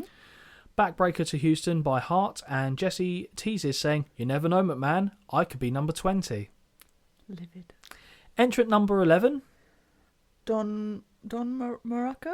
Don Morocco, but he is closely followed by Nikolai Volkov. Yeah, I don't understand this. When they reach the ring, Morocco is spun around by Volkov, who clearly feels it should be his turn to enter, and he eats a right hand for his troubles. Morocco enters the contest, and the physique of this man looks entirely inhuman. Now, do we think this was intentional? Or do we think this was I don't know when I'm going out? I think it was intentional, only because I think earlier on in the show, Vince McMahon made a comment or a reference about Nikolai's lack of intelligence. Right, okay. So I think it was fully intentional, because it just Then takes it's one not person to go, done- Nikolai, don't go. Then it's not done, like, brazenly enough for me to make it look... Because I just thought, okay. Oh, he's a moron. Yeah. But I think that's what they were maybe playing that's the point, to be fair. Morocco enters the contest, and the physique of the man is inhuman. Mm-hmm. If you pricked him with a pin, I would expect him to fly around the arena like a farting balloon. Yeah, agreed. Yeah. The referees are preventing Volkov from entering, and now Zukov looks to be in trouble as Brunzell and Roberts are looking to eliminate him, which they eventually succeed in doing. Nikolai stood at ringside and can only watch as his comrade is thrown out of the contest. In the ring, Brunzell scores with a beautiful dropkick on Bret Hart off an Irish whip. For a second, I think the crowd begin a countdown, but they are actually counting the Sesame Street faceplants into the turnbuckles that Houston is dishing out to Danny Davis. Good. Unsurprisingly, entrant number 12 is... Nikolai Volkov? Nikolai Volkov, who is now allowed to enter the ring. That one was really boring, though, because he was already there. Yeah. Like, it wasn't interesting. Yeah. Oh, who's this? His first action is to assist in the beatdown on Sam Houston alongside Danny Davis, but the camera quickly takes us away as a big right hand from Morocco sends King Harley Race head over heels and out of the contest. Early elimination for Harley, I thought. Okay. From there, Morocco grabs Anvil by the chin fur and marches him across the ring. Race is continually trying to re-enter the match, whilst both Danny Davis and Jake Roberts come close to being eliminated. Entrant number 13 is friend of the show, Duggan. Hacksaw Jim Duggan, with his associate, Mr. 2x4. Big reception for Duggan as he marches his way down to the ring with a purpose. Duggan looks to shove his way past Race, who responds with a half-hearted clothesline to the neck. Duggan thinks, oh hell's nah, and marches after Race for a while before picking up his 2x4 and eventually deciding to ho and march back towards the ring. Hacksaw is straight after the Anvil and looks to eliminate him with the help of Don Morocco. Sesame Street punches in the corner on Neidhart from Duggan, and it isn't long before the countdown begins once more. I know for sure you don't know who this is. Entrant number 14 is... Ron Bass. Fuck me, okay, fair enough. Outlaw Ron Bass. Are you impressed? Yeah, you heard them say the listened. name. Yes, okay. That's not always a guarantee, though, in my defence. No, it's not always a not. guarantee. And as he motors down to the action, we see Danny Davis narrowly avoiding eating a DDT again. Everybody in the ring are throwing punches and kicks in between elimination attempts with not much in between. Only one thing is certain. The fans want to see Davis get eliminated. Absolutely. With his back to the ropes, Volkov lifts Brunzell over his head and dumps him out of the contest. I like the elimination. I thought it looked good, actually. It did look good. Strong, the worst elimination, I'll put this out there, Don Morocco. Okay. Strong Irish whip from the Outlaw sends Morocco upside down into the buckles. That was actually good. And he is holding on with everything he has to prevent elimination. We hear a scream, and it looks to have come from Davis, as I think he genuinely does eat a punt to the dick from the Magnificent One, and I can't help but laugh. Yeah, it was It's like, funny. ah! Like, and then you see, like, oh, actually, he did get a toe to the nuts there, didn't he? Brilliant. Entrant number 15 Killer Bee number 2. is the other half of the Killer Bees, B. Brian Blair, or Triple B. However, he only now enters moments after his partner has been given the heave-ho. Blair looks to work over, and obviously Brian B. Blair was, or B. Brian Blair even, was used in the drug trial against Vince McMahon in years to come. Blair looks to work over Danny Davis, which appears to be a real treat for the fans, but soon has to deal with the interference of the Hart Foundation. Duggan has the original version of the Ho Train on the go, as he calls it 5 times in quick succession in between kicking Danny Davis's backside, and even holds him in place for Roberts to score with a double axe handle from the middle rope. Obviously. More DDT chance, but again Davis avoids it with a thumb to the eye, but now finds himself close to being elevated up and over. Bret Hart still being in this match makes him the original Rumble Marathon Man, and that is almost as impressive as Sam Houston still having his neckerchief intact. Yeah. Must have tied that in a good knot, you know. Yep, well, he knows his knots. Good Boy Scout. Entrant number 16 is another man we have not seen for a while on the show, and that is... I think it's Hillbilly Jim. Hillbilly Jim, who travels at some pace down to the ring. Right away, he's trading blows with the Anvil before he even makes it to his feet. Anvil lands a headbutt, but rushes in and finds himself backdropped over the top and down to the floor. Hillbilly grabs Davis by the throat and seats him atop the turnbuckles before asking the crowd if they want to see him get hit. They very much do, but you can actually hear the wind come out of them as they realise he will not be eliminated off the blow. Blair just manages to stay on the apron as Bass looks to toss him over and out. Great blatant eye poke by the Killer Bee to the Dangerous One as the countdown to the next competitor begins. Entrant number 17 Dino? is the failed world record attempting Dino Bravo, Yay, who is closely followed by Jess refers to Dino as the world's strongest man, but Vince is quick to shut that one down as he did earlier. Somehow Sam Houston is in the what is this position called, Holly? Oh. I don't know. I haven't written that down. Electric chair position Oh, not again. on Ron Bass's shoulders, and ultimately finds himself dumped to the floor. Not Quite like again. twice in the same show. Fool me once. You know that. No, I've been in that position too many times. And what position is that, No. might I ask? Been fooled. I quite like that elimination, to be fair. Sat on the Yes. shoulders, then dumped Yes. off. That was good. Better showing than I expected out of Houston on this night, Yeah. I'll be honest. Ironically, the neckerchief has fallen over Sam's eyes in a similar way you would make a Furby go to sleep in the 90s by putting a blanket over its head. Okay. You didn't have a Furby, did you? No. No. I think, to be fair, so what I would have been 10, so you'd have been 12. I don't know, you still could have been within the era for it, but Davis is playing Assist King now as he goes from one heel to another and prevents them from being eliminated, and even gives the Hitman a big hug and a hair ruffle for doing such a good job. Now this is something I'd completely forgotten about. The clock counts down to 0, and entrant 18 is... Ultimate Warrior? the Ultimate Warrior. Yeah, this for me was a bit, lackluster.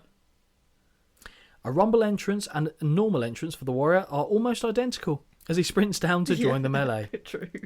Moments after Warrior has entered the ring, Morocco tosses Bret out of the contest, and that is the end of the night for the inaugural Rumble Iron Man. Vince says that he hopes Davis stays in the match for a while longer to take even more damage, and Jess goes as far as saying he could even be a surprise winner. Oh, God. Entrant number 19 One man gang? barrels his way down to the ring, and perhaps this is the biggest threat of the entire contest. One man gang could be the one to beat here. The big man immediately clubs away on Roberts before doing the same to Blair.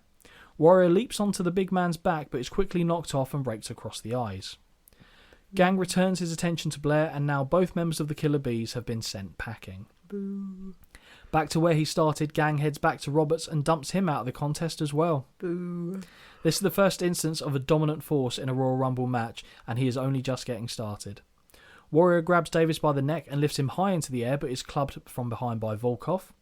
The clock counts down to our final competitor as entrant number 20 Junkyard Dog. is the Junkyard Dog. JYD moves quicker than I've ever seen him and faster than I knew was even possible for the man as he runs down. The crowd are very happy with his arrival, and he's quick to begin headbutting Dino Bravo. Of course. Warrior scores with a double noggin knocker on Davis and Bass as Hacksaw unloads with shoulder blocks in the corner to Nikolai. Warrior now has the Outlaw by the tash handles and lets go as Hacksaw backdrops Volkov out of the competition.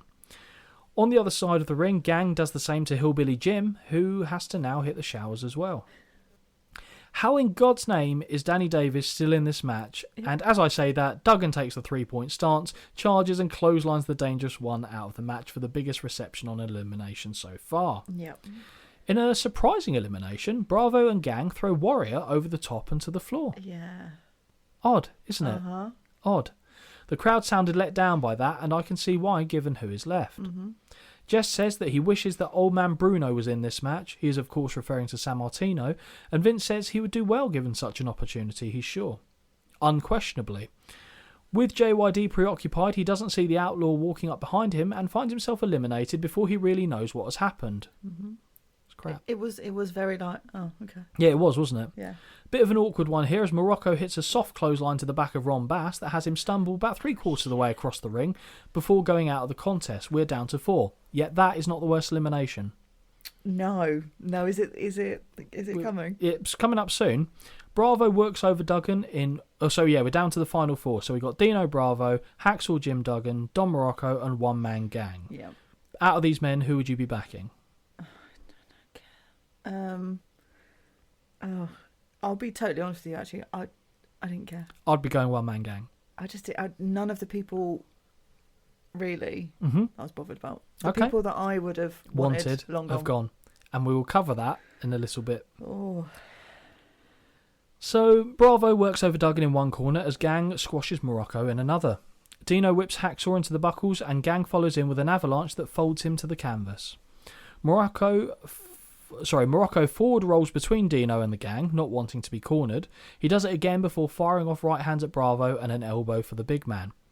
Drop kick by the Magnificent One has Gang swaying by the ropes, and now Frenchie Martin is up on the apron to eat one too. Sacre bleu! Before Morocco can get back up, Dino stomps away and holds him in place to allow Gang to connect with a clothesline that sends Morocco over and onto his arse on the apron, where he neatly hops off as if there was still momentum to be eliminated. Down to 3. He fully stopped momentum, sat there and then just went... Absolutely. And then jumps Just off. Slides himself off. Duggan is back to his feet and both literally and figuratively has his back to the ropes. Bravo and Gang hug one another before slowly closing the distance. Hacksaw decides to strike first with Mongolian chops to the Gang and right hands for the Canadian. Although he puts up a good fight, the numbers eventually get the better of him. Axe handles to the back by Gang put Hacksaw on the canvas, as does the double team clothesline. Bravo follows in with a running elbow drop and now holds Duggan in the same position he did for Morocco a few minutes before. Gang charges, but Hacksaw moves and Bravo finds himself clotheslined out of the match, and now we are down to 2. What a surprise. Frenchie runs to cover his man as though he has just been shot while the action continues in the ring, which I just realised how inappropriate that comment actually is given how he died. Oh shit, yeah, I forgot about that. Yep. Left hands land from Hacksaw and now big right hands follow. Whip sees Duggan duck too early and eat an elbow to the back of the neck. Jesse questions how on earth Duggan will get the Gang up and over the ropes, making all hope sound futile for the patriotic Hacksaw. Duggan is getting choked over the top rope and now continues the process over the ropes on the hard camera side. A couple of clubbing blows land before Gang walks off to make his preparations. He returns with a head of steam, and in one of the better low bridges I've seen, Duggan appears to collapse, sending Gang flying over the top rope with some pace and down to the floor. That Gang really threw himself for that as well. Yeah, he did. Hacksaw Jim Duggan is your winner of the very first Royal Rumble match. Dave Hebner enters the ring and raises the victor's hand as Ventura claims Duggan is so clumsy he's likely to have tripped over himself and fluked his way to the win. As Duggan celebrates with the fans, we head to a commercial break. Holly, what did you think of the very first Royal Rumble match? Well, and I think it's hard because obviously all I want to do is compare it to more recent ones. Hard to do, because this was the first of its kind. Yep. Yeah, I'm so glad there was only 20 people. Mm-hmm. Another 10, unless Jess was in that 10, I'd have been livid. It didn't. There was a couple of people that interested me in it. Probably the amount of people that interested me I could put on one hand. We can go over that in a bit. Oh, heck. It just, I don't know. It looked a bit chaotic, which, again, I guess probably is the point. I gave it 2 out of 5. It wasn't hideous. And for a first attempt, great. Not how I would have ended it, but alas, that's not my job. No. So I gave it 2.5. Okay. Obviously, they wanted to have a face win the first Royal Rumble. Yeah. So Hacksaw Jim Duggan is as facey comes. I thought the content of the match was... The pacing was actually, I thought, was decent. Okay. I didn't find a bit where I was like, oh, fucking hell, what's going on now? The only bit that did annoy me was the Nikolai Volkov bit. Yes, that did drag it down a bit, I think, for me. But the rest of the pacing I thought was fine. In terms of note-taking, again, fine. Oh, yeah, that was fine. But there were some questionable eliminations at certain places in terms of if I was putting that match together, even with just the people in that match, right, I would have done it differently. Okay. I think I would have done it differently. But that's what you think. That's what I think. So let's head over to the very first winner of the Royal Rumble match, Mr. Hacksaw Jim Duggan, to see what he thinks.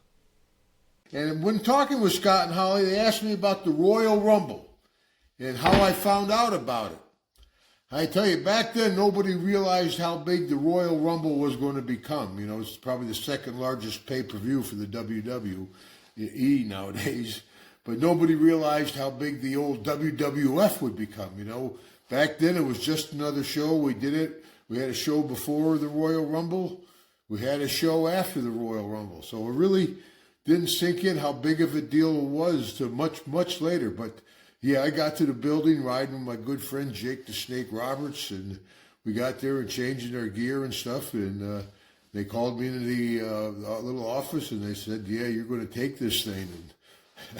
And I tell you, I think it was just, Pat Patterson. Vince was there. But, up in Hamilton, Canada. And surprisingly, you know, my last football game I ever played, I was with the Toronto Argonauts. I played in Hamilton against the Hamilton Ticats. Just a little unknown fact. But, yeah, and I tell you, nobody was more surprised to win that Royal Rumble than Hacksaw Jim Duggan was, that's for sure. But I got to tell you, that was the biggest feather in my cap. So that, Holly, is what friend of the show Hacksaw Jim Duggan thought of that. And I find it interesting and hard to believe that he only found out when he got to the arena that he was going to be winning. But I guess that kind of ties in with what Pat Patterson said in the interview, that he decided on the day how the match was going to pan out. Yeah. But I'll be honest, as much as, you know, Hacksaw's a sweetheart, would I have had him win the first Royal Rumble? No, I don't think I would have. So I think that kind of, you know, is a bit of a thinker. There's a lot of options there. Yeah. Even if we just use everyone that appeared on the card in some capacity. Okay. What, the whole entire show? Card. We won't even think of... If they weren't on the show, we assume they weren't available, okay? But anyone else on the show, let's say, is fair game. If you were Pat Patterson, you were sitting in the office thinking, right, this is the day of the show, I've got to put this together. Yeah. Who are you having win the very first Royal Rumble and why? Ooh. Oh, God, and why? Firstly, not winning, but I would have had Jess as a surprise entrant. And start off the surprises right away? Not like... I just feel like that would have been obviously it'd never been done before either. Okay. And I just felt like that would have been good. Mm-hmm. And there's a couple of people I would have binned off in the place of him. Who would you have binned off? You had to bin one person. Who are you binning off? Volkov. Okay. Just annoyed me. Okay. So therefore, there, in the bin. Out he goes. Do you know what? Jake. For me. I kind of get Duggan winning in a sense that the crowd loved it. But also it's in Canada. So his gimmick of the you know, the massive like US patriot, whatever. But Jake got a really good pop from the crowd. Really good. Everyone liked him. Why not?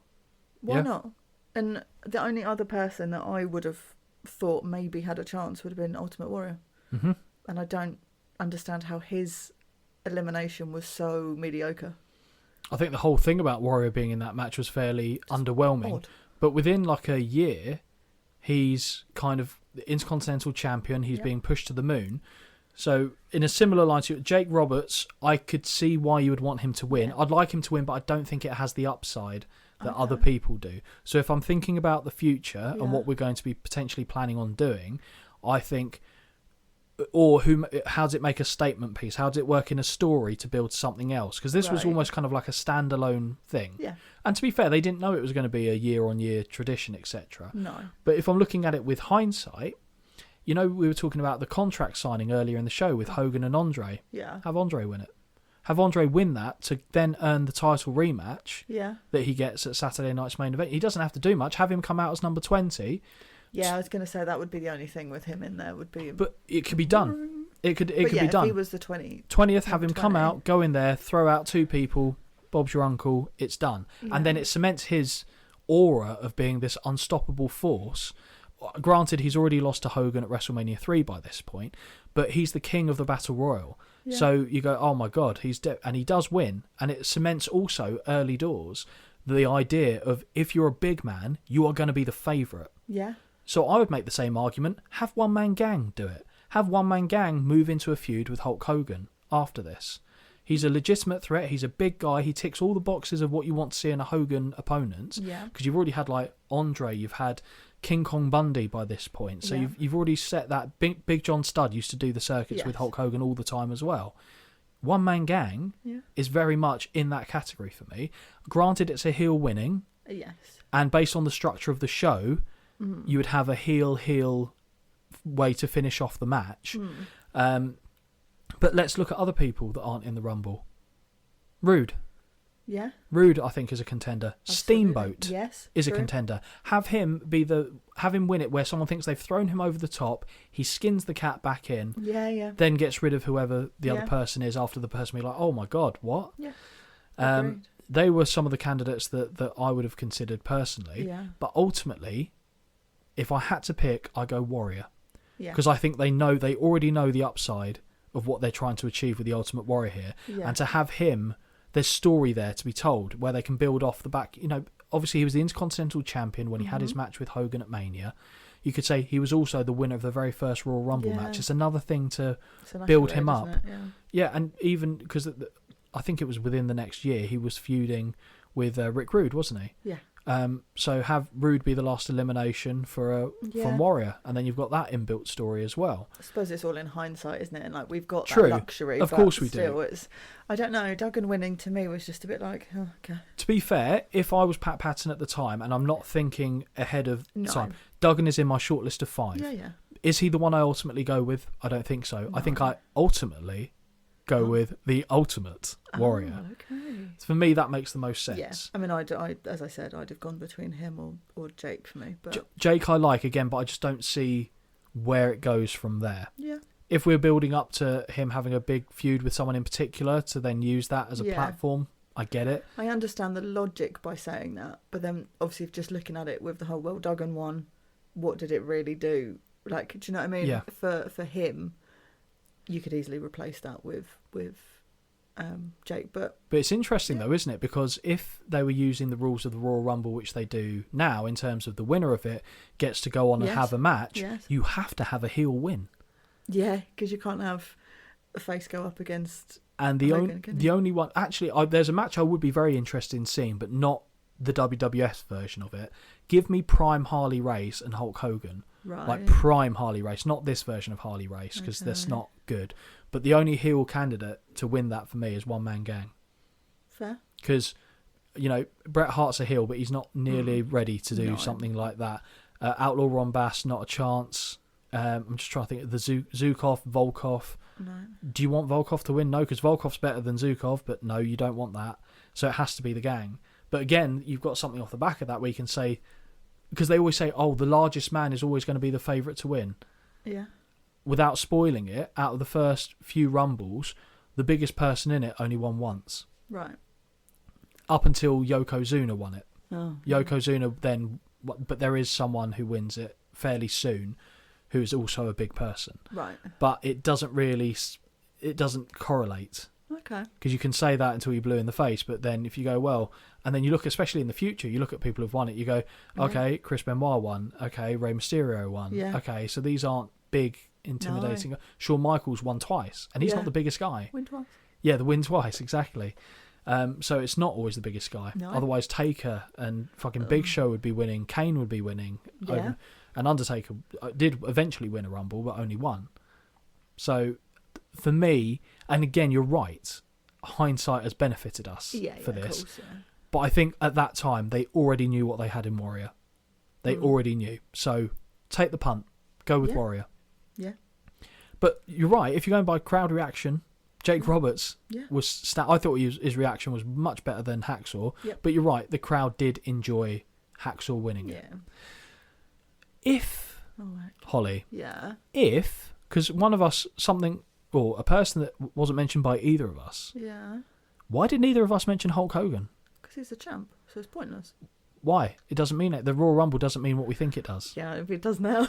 But it does now. But again, take it... Why wouldn't you have Hulk Hogan win the very first Royal Rumble match? But was there a reason why he wasn't on this card full stop? As in, he appears and he hugs a table, but was there no real reason behind it? No, it's just they had him segmented for that interview. okay. He wasn't injured. Oh, okay. As far as I'm aware, he wasn't injured. I don't know. But I don't not want him. bothered. No, I Not don't want him bothered to by win it either. No. But it's funny to think that they never considered having Hogan No. be the first. Because as well, if your pattern, obviously he was told who was going to be in the match, so he couldn't have said, "Oh, give me Hogan." Yeah. But if you Well, really he was wanted, just given like a list of I would people assume and so. gone, play with this lot. Yeah, effectively. So he probably had a pool of like 30 people and said, pick 20 of these. Yeah. And you can't pick the people in this match or the end Right, match. yeah. Because they didn't duplicate on the show, You know which what? I'm fine with. I'm fine with that. I wish they'd do that Yes, these days. I agree. And for the most part, they do. Sometimes they do. It's, Unless do you know you're what Randy annoys me? Orton. And no, he can do no wrong. He can, But- and he does. He shat in a woman's bag. Carry on. What annoys me is when you have those matches, like the championship matches, and then the loser gets put into the Rumble. Or, like, you had your chance. or you're the champion, Brock Lesnar, and you're in the Rumble. Oh, yeah. And you eliminate 20 people or something stupid until Drew McIntyre claymores you in the face. Made no sense, but It's... you know, it's what it Although is. if anything that Brock Lesnar Royal Rumble gave me was when Keith Lee came out and he went, "Oh, big boy." Big boy. Fan of that. Yes, that was I good. like that. That was good. Oh, how they let Keith Lee down. But yeah, for me, ultimately, I would say Ultimate Warrior, you'd have Jake Roberts. Yeah. Fine. I think both are fine. Not that we are against Duggan winning, but I just think No, there's more not at all. optimal decisions. And he even said himself in that clip we just played, no one was more surprised than him. Yep. So, fair enough. But again, that can never be taken away from him. Nope. Hacksaw Jim Duggan, winner of the very first Royal Rumble. And I wish the show was finished here. It should have. 100%. It should have finished Why here. There was carry no on? there was no need for this final match other than to fill up time. No. Like I said, I wish that obviously the more TV time you can get, you'll bite their hand off for it at that time. But I would like to think if this was a 2-hour show, they'd have had the same matches, but just condensed the 3 outside of the Rumble to more manageable pieces, or even have this tag team match not be a win twice match. So when we return from the break, we head back to commentary table where Vince discusses the despicable actions from earlier in the night of Andre the Giant, which in his mind was unquestionably one of the worst things he has seen a challenger do. Ventura disagrees and said that it was simply the Giant sending a message. We are shown a replay of the attack and Jesse says, well, he could have done more damage had he wanted to, so I guess we should all be grateful that it stopped there. Why do we have to see it again? Honestly. Filling up time, Holly. Oh, Filling up just time. Cut it off. Standing in the interview area where Craig DeGeorge is standing beside Hulk Hogan, who has had time to change his white tank top to the more traditional Hulkamania version we are accustomed to. DeGeorge lays the groundwork for the future title match between Hogan and the Giant and asks Hogan's thoughts on the message they sent him earlier in the evening. Hogan says it was indeed a message, but they have their wires crossed, brother. As every time they pull a move on him, it's like sticking a knife further into his ribs, which adds fuel to the fire. I'm no expert, Holly, but adding knives into my ribs would do anything but add fuel to my fire.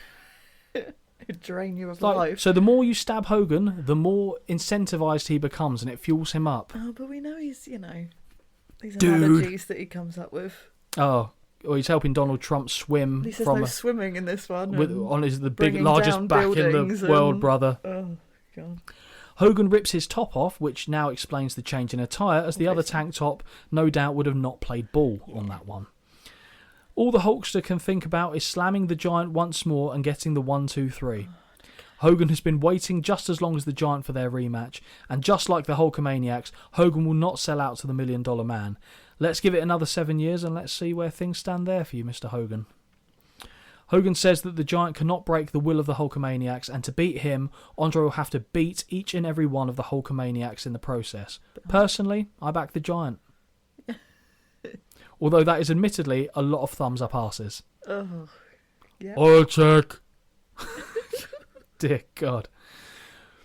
Hogan reiterates the points he already made to fill up more time when DeGeorge asks his next questions, and that all Andre is doing is building Hogan's confidence. Apparently, getting your ass kicked and buried under a table is a confidence booster. Hell of a spin on it, Hulk. Hogan reiterates that Andre will have to beat every Hulkamaniac, which is something he simply cannot do.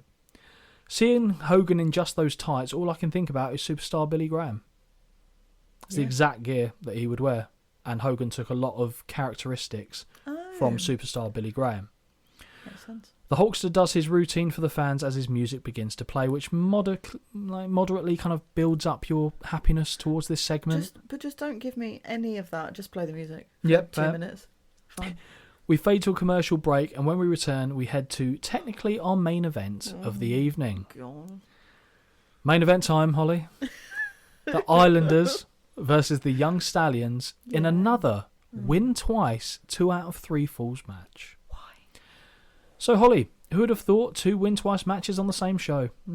When the Islanders hit the ring, McMahon is quick to mention that they, alongside Bobby Heenan, contributed to the ill health of Matilda, the British Bulldogs mascot.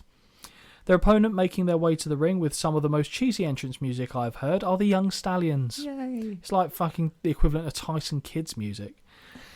I feel Holly could be intrigued by this match, but I could also be very, very wrong. The Young Stallions kept me entertained briefly. I just like them. There's nothing. It's not like I look at them and go, "Oh yeah, they're not ugly." Like, Well, let's be Jim Powers clear. looks like an Osmond, but carry on. But I was like, "Oh, okay, maybe it will give me something that I am interested in here." Mm-hmm. Yeah, I didn't, but Fine. the thought was there. Maybe for 5 minutes. Yep. Starting the match off is Tama and Jim Powers for their respective teams, but before they can lock up, Tama ducks between the ropes. Before they can lock up again, Tama does the same thing, but on the opposite corner of the ring, Holly boos. Yep. Get that fall back. How do you like that, Matilda? I mean, Not sure why a dog would give a shit, but there you go. On the third... What the fuck do you think's going to happen? On the third attempt, they do lock up, but Tama quickly rakes the eyes and chops down to the top of the head and back of the neck. Whip sees Tama duck down, but Powers leapfrogs over and holds position to fire off a series of quick jabs, a right hand and a body slam. Nice. Tama drags himself out of the ring to buy himself a breather before returning to the ring. Tama offers his hand for a handshake and even drops to his knees to signal his goodwill. He pauses a moment to wave the crowd off and tell them to shut up as the scream at Powers... What? As they scream... What? Oh no, sorry. He pauses a moment to wave the crowd off and tell them to shut up as they scream at Powers to not accept the hand. What were you laughing at your notes there? I didn't realise that dropping to your knees was like a sign of, Honesty. Yeah, I didn't realise. You can trust me. Yeah? Awkward. Yeah? Yeah? So awkward. Oh, God. Then just put the tongue against the cheek. Oh, You know, the no. classic. Oh. The step 3 in the Holly seduction plan, I think it No, is. no. Absolutely not. Gross. Fair enough. Well, I've seen you do it, but it's fine. Powers spins him around and... No. After a long while, Powers accepts, but is quick-witted enough to catch the kick that heads in his direction right after. Powers spins him around and delivers an atomic drop that sends Tama face first into the right hand from Paul Roma on the apron. From pillar to post as Tama stumbles into a right hand of Powers and then a ring dinger from Roma. Ooh. Sounds delicious. Wristlock applied by Powers, but Tama grabs him by the hair and marches him back first into the corner. Whip is reversed and Tama hits the buckles but moves out of the way of the following charge that sees Powers go sternum first into the corner and hard. He didn't have an erection, to be clear. Haku makes the tag but misses the falling chop, and now Roma is the legal man as well. So Haku, we've gone from his son to him in 2 shows back to back. Son of, obviously, well, not son, father of Tamatonga and Tangaloa. So there you go. Right hands from Roma, and now the two exchange rapid arm ringers until Roma manages to retain position and yank away at the shoulder joint. I'm having flashbacks to match number 1. Mm-hmm. Haku looks to deliver a throat thrust, but Roma keeps the pressure on, preventing the strike from being thrown. As McMahon and Ventura resume their debate on the weightlifting from earlier, Haku drops Roma with a shoulder tackle off a reversed whip. Drop down by Roma, and a leapfrog completes the Holly double, and in fact we get a second leapfrog to make it a Holly trifecta. Awkward hip toss attempt is countered late by Haku into more of a judo throw, but it's effective nonetheless. Notwithstanding another one of Vince's things, which we get to later. Haku stamps away but misses a clothesline off the whip and gets caught with a running crossbody that earns a near fall. Arm wringer by Roma as he goes to tag Powers back into the match. Double team whip and back elbows drop Haku onto the canvas for a 1 count. Arm lock applied by Powers, who goes back to an arm wringer but gets clawed in the eyes. I'm so bored of arm ringers, everything. Just honestly, sorry, it's just boring. I like how I could. So you guys can't see this, but I can see this frustration boiling away underneath the Holly surface. And once the Holly haze has lifted, just she goes, "I'm sorry, you're shit. Fuck this, fuck you, and fuck your mum. We're done." It's just like it's great just seeing that anticipation build up. Irritating. Honestly. And I get it. I do get it. Face first into the buckles, he goes, and now the tag is made to Tama. Snapmare from Tama, who drops the point of the elbow to the top of the head. Body slam lands, but the running elbow drop does not, and it rarely does, I find, in professional wrestling. Armlock reapplied by Powers, but Tama is too close to his corner, and Haku makes the tag and delivers a forearm to the lower back. Whip and a back elbow puts Powers down, and this gets a count of 2. Tama tagged back in, and he takes flight from the top rope with a leaping chop. Headbutt connects, and now Haku is tagged in to deliver a double team headbutt for good measure. Face first into the buckles goes Powers, but on the whip he gets hit the knees up to the face of Haku as he charges in. Powers looks to crawl for the tag, but Haku is alert and kicks him in the ribs. Reversal of a whip sees both men connect with clotheslines, and they are down. Ref begins his count and then just sort of gives up on it as both men make the tag. Like, they weren't up. Nope. They weren't up. Jess accuses McMahon of a racist remark when he suggests that Tama could hang upside down from the top rope with feet like that. Vince denies it, saying he was just describing his toes. And yes, that did happen. Tama backs off as Roma comes into the ring with a full head of steam. After a few punches, he rams Tama's face into the top turnbuckles, which he sells, and that surprises me. I thought their heads were harder. Samoans aren't supposed to sell this kind of stuff like headbutts and buckle bumps. And they both do in this match, and I don't like it. If you've got a law, stick to the law that you've created. Whip and running clothesline find their home from Roma, and Tama is on his knees, begging off. More right hands land, there was no tongue-in-cheek on this one, and a second whip sees Roma score with a beautiful drop kick to the face. Tama goes up to the lights off a back body drop, and Haku takes a right hand on the apron for his troubles. Roma goes for a second drop kick, which half finds its home, but I'm not sure, as Tama kind of held onto the ropes there. This only gets a count of 1 either way. 406th rake of the eyes by Tama, and he throws Roma towards Haku, who low bridges the rope, sending the young stallion to the floor. Well, they watched the Rumble, clearly. They did, and oh no, it was just the Rumble, I'll stop talking. Roma looks to be writhing in pain on the floor as Powers looks to go over and offer his assistance. Roma tries to valiantly make it to his feet, and Ventura rightly calls out to the referee starting his count after 30 seconds have already elapsed. Yep. When Joe Morella does make it to 10, Jess is surprised as he didn't know he could count that high, and this marks the end of the first fall via count-out. How did you feel about that? That was rubbish. I was going to swear then, but I thought I'd restrain myself. Shit? If you're going to do it properly. Don't a shit wank or have whatever you one use. by...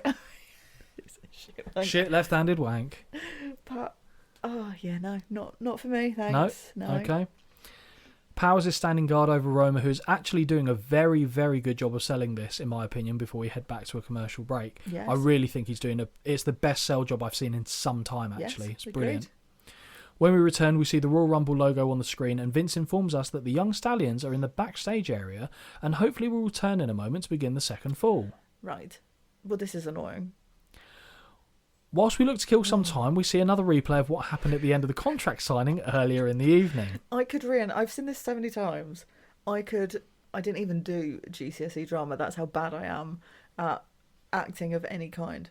I've seen this so many times. If I wanted to, which I don't, I could reenact this as a one-woman show. Okay, as a one-woman show. I was going to say, okay, so assuming you'd need both of us, well, who would you play and who would I play? Well, who's your preference? Oh, Hogan. So you want the table to be flipped up onto you? Well, no, I just hug it and roll with it. That's what he does. There's not enough money in this world for me to want to pay to see that more. Like, it is just the idea of you going, oh, God. Hug and roll with Hug and roll on the table. I think that the would old be hug and roll. Sensational bit of business. Maybe one for the OnlyFans one day. God. So now this is different. We head to the arena interview platform where DeGeorge is standing beside Andre DiBiase and Virgil. Great. DiBiase says that they weren't making a statement, no. They were painting a picture. They showed everyone how he will look when Andre beats him for the title. He being Hogan, of course. It won't be a table covering him that night, no. It will be the Giant. So Hogan's got a hug and roll with Andre, it looks like. Andre has that 1,000-yard death stare on his face, which is incredibly unsettling. Andre now has his chance to talk and says, as I have said many times, I'm not going to do Zoidberg. As I have said many times, I am undefeated, and I am still undefeated. I still defeat, and on February 5th, Hulk Hogan, we will make history. The nonsense continues to flow out of the Giant's mouth. Andre pauses, which DeGeorge takes as his cue to move on, but as he does, he's punched in the gut legitimately to my eyes, and is told to shut up and not interrupt Andre. The thing is, though, if I was hit like that, my reaction is, I need to hit you back now, and it's Andre Even if it's Andre? In the moment, genuinely, in the moment, if yes. someone caught you by surprise, though, wouldn't you just be winded? Be like, Potentially, to be fair. But he does very well, because I think you can see he's frustrated with what just happened there. Well, yeah, I suppose. Oh, yeah, I'm not saying Andre wouldn't kill me. I'm very well aware. He'd have to fucking catch me first. If I kick him 3 times in the knee, that's game over. Run away. Yeah. Andre pauses. Oh, yeah. Andre says when he wins, Giantamania will be born. Oh, God. I have to make my tongue feel fat for that. That's half the battle. And then it is just full Zoidberg after that. DiBiase is about to pop 15 blood vessels with the amount he is cackling, and I'm taken to images of Zach Galifianakis' character in Dinner for Schmucks laughing when going to audit Steve Carell. You've seen that laughing clip, right? And he goes like bright red and he's not really making a noise. DiBiase looks like he's in trouble. As the interview finishes, we can now see the Young Stallions slowly making their way back down to the ring as Powers is helping a limping Roma. In my opinion, they should have been counted out twice and this match should already be over. Yeah, I don't understand that. No, nor do I. But, yeah, that's what it is. Morella is insistent that Roma start this fall off, having lost the first.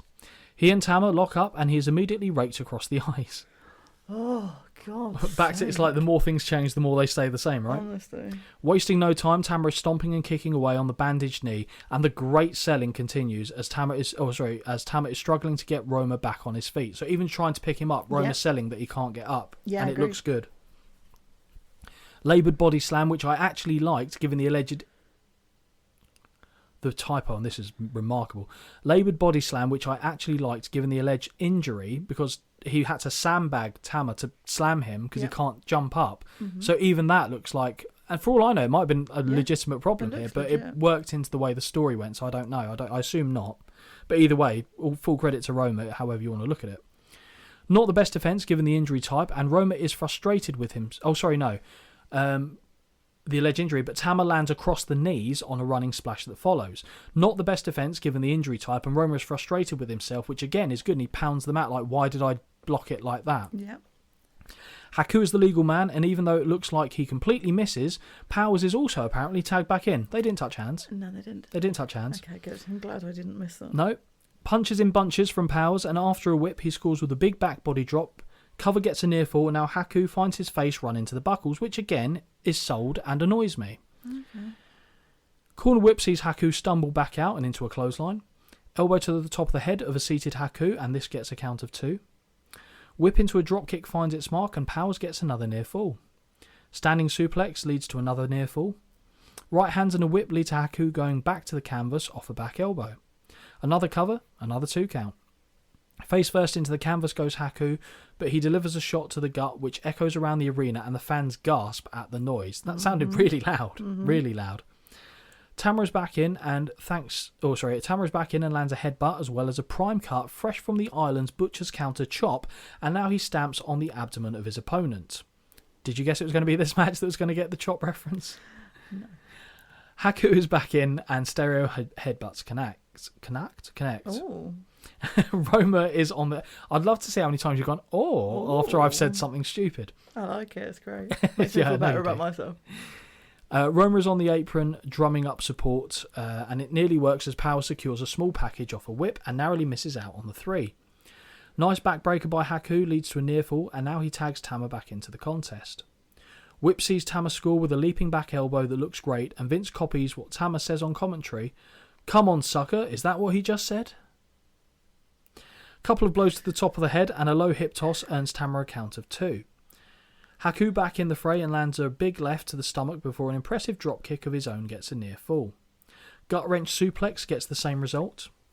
Abdominal stretch is applied, and Powers looks to be in real trouble here as he wilts in the grips of the nose biter. Sleepy. After a struggle, Powers just about manages to hip toss his way free of the hold. He can't make the tag though as Haku stamps on his lower back, scores with a body slam but misses on the running front flip senton attempt. That was mad. Both men are down, but Haku cuts Powers off before he can make it into the corner. Haku ducks too early off a whip and eats a kick to the face. Powers collapses and still can't make it to his corner thanks to Haku and a chop to the lower back. Chop puts Powers back down, but on the whip, whether by accident or by design, Powers collapses under a drop kick from Haku, and it actually looked pretty good. Now Roma gets the tag, but gingerly enters the ring and fires away on Haku, who basically has to wait for him. So the selling is good, but made this bit look bad. One kick to the back of the knee, though, and Roma crumples in pain. Now the focus is ramped up as Haku drops elbows to the joint. Tama heads to the top and scores with a big splash on the knees. As Jesse says, the referee should stop this one. Single leg crap. Oh, yeah, Single... pretty much, yeah.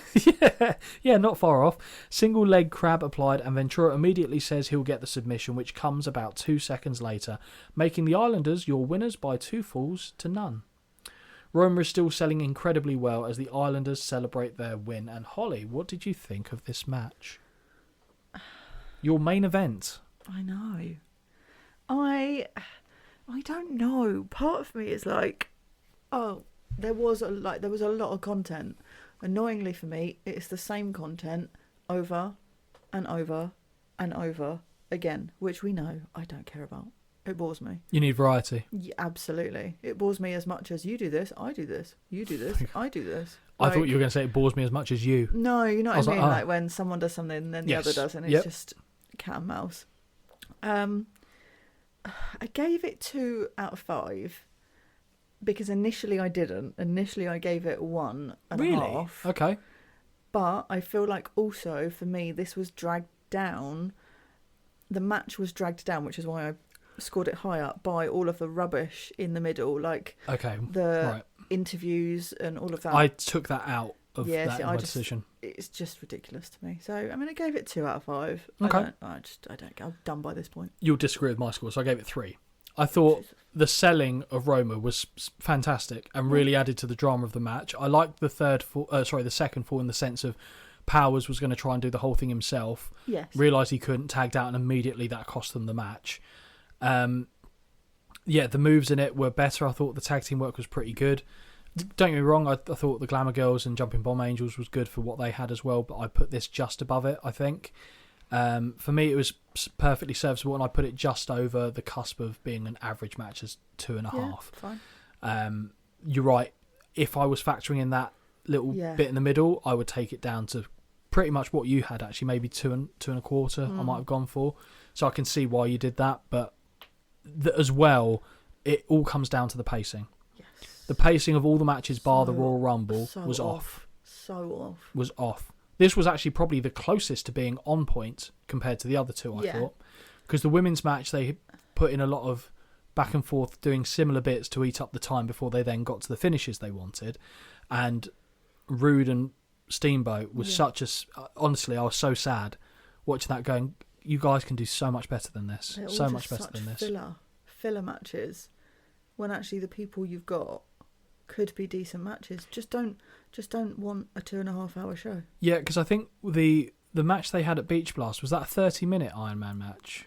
I think it was 30, it wasn't 20. But their match here went nearly 20 minutes, and they followed a very similar pattern, but it wasn't nearly as engaging, I thought. So how did that kind of impact on your score for the overall show then? Well, I just put, like, I tried really hard to be open-minded. Yep. But within bloody half an hour, it was just done. I appreciate it was the first Rumble. I do appreciate that. I just don't understand how a 2.5 hour show can have 4 matches in it and be that bad. As in, I know, like, now... Because they do say, that for now, example, it's like 4 or 5 matches. They're not all of them, but, like, they're decent. I think Most of the time. yeah. And I get it, but it's just everything was filler for this length of time. The amount of times we saw that throwback to Hogan and Andre, which, FYI, isn't finished yet. Like, they do it again at the end. And it's just like, what? Why? Well, before you actually give me the score, I just realised we haven't actually finished the show yet. And I'm so sorry, but I am going to finish the gump here. So when we return from commercial, we head back to commentary and a rapidly emptying arena, which Holly would have gone partway through the show. Vince and Jess talk about the Royal Rumble and their thoughts on the match itself, which allows Vince to get another one of his favourite words in, notwithstanding, into the mix. The conversation now shifts back to the weightlifting world record attempt, where Vince again questions the legitimacy of the lift. Getting a bit confused, Jess says that the weight was under £700 now, and that he did not help. Now he realises his error and say he did not assist with the final lift of over £700, so he gets back on track. Had Jess not helped him with that last lift, Dino would be sat there dead right now. Of course, we know that Bravo would instead be sat dead in his chair after an alleged mob hit a few years down the road, but I digress. The final discourse is saved for the Hogan-Andre confrontation, and if anything says we are trying to make up some time, it's the 3rd or 4th showing of Andre attacking the Hulkster. Jess does a final sell on Saturday night's main event as Vince signs off and this show comes to an end. So now, Holly, Yes. what was your score for the show? 2 out of 10. Oh, no. Okay. I didn't enjoy it Fine. at all.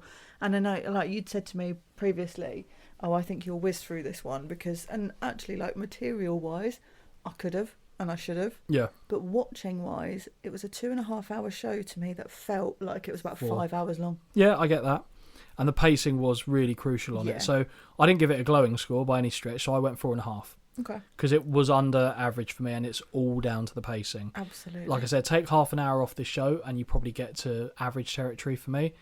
But yeah, it starts off with a squib, and the only highlight for me is the Rumble match, which I thought was fine. Everything else, you're like, it's just a bit long. It's a bit long. Yeah, I just didn't massively enjoy. Yeah, no, that's fair Most enough. of it, I'll be Still not honest. as bad as Saturday night's main event, and this was 2.5 times longer than that. I know. Wow. I know. But we're not finished yet. We've come to Yeah. everybody's favourite moment, and I think this is going to be very short. This was a struggle. I know who won, so we're not even going to... I'll let you do the reveal for that. So I'll mention the people that I think were also considerations. How many have you got? 5. Okay, so we've got the Young Stallions. Yeah, And I hate to say it, but Jimmy Mouth of South Heart's got to be in there. he's in there. Got to be in there. Annoyingly, he is in there. Rick Rude. No, because he didn't have those tie-dye pants on. Fair. Or like the spray paint ones. Steamboat I don't think gets a look in. I actually don't know then, so hit me with the others. So, we've got... So, yeah, Young Stallions I gave an honourable mention. For the robes. Again, same get-up, really. Dino Bravo. Sparkly... Oh, the blue. Sparkly Yeah, blue fair. jacket. If I'm giving Stallions a mention, Yeah, fine. I'm clutching at straws here. I never thought Dino Bravo would make this list. Killer Bees. I thought that, but it's just pants at the end of the day. It's just striped Yeah, but pants. there was nothing in this show. Neckerchief, There was Sam barely Houston. Anything in this show. I just like it, and it's so simple. But also, put them in a rumble, you can see them straight away. You can. That is true. Jimmy Hart obviously gets a mention. The suit for the Glamour Girls was good. I've combined them all together. The black and gold look. It's a good look. And obviously, we have our winner. Is that winner by any chance someone who was sat on commentary? It has to be. It has to be. This look is back Vince to McMahon. Back to not classic Jeff. No. But it's there. It's the white hat, white jacket, the tie-dye shirt, feather boa, striped tights, crocodile, possibly snakeskin boots. Yep. Easy win. Easy win. And weirdly, he just carries it. He does. So bizarre to me. It's because he's so confident in it. Yeah. Don't get me wrong. If I went out on a date with a guy and they turned up dressed like Jesse, would I be sitting there for long? No. But Well, if also, they if look they like looked like Jesse. Jesse back then, maybe, as long as they didn't take their bandana off. But yeah, I don't know. Something about him just charismatic and carries it off. Yeah, he's got a great bum chin too. That's just. Oh, he does. He's got an arse chin for. Yeah, that's absolutely. Really something to be admired. Yeah. Okay, so not the best show, but we have got the very first Rumble in the books. But before we sign off, Holly, we've got to let the multitude of listeners know these socials. wintwicepod@gmail.com for emails. Everything else is wintwicepod. It is indeed. So that is your Instagrams, your YouTubes, etc., etc. And if you have any show suggestions, please feel free to write into us on one of those platforms. Had a couple of them coming in. We have, and we'll look to add them to the mix. Although at the moment we are, both pretty busy, so we're trying to make sure that we can adequately put time in for a show. So we don't want to give something a half-assed service if it's a long show. So bear with us, but we're still getting shows out on a weekly basis. So as long as you guys are happy with that, that is what we will continue to do. I haven't got anything else to add to this one, Holly. I don't know about you. No, I'm hungry. Yeah, I'm hungry too. So I think we'll sign this one off, and hopefully you guys all enjoyed this one. And until the next one, take care. Bye. Until next time, this has been a Win Twice Wrestling production. Peace out.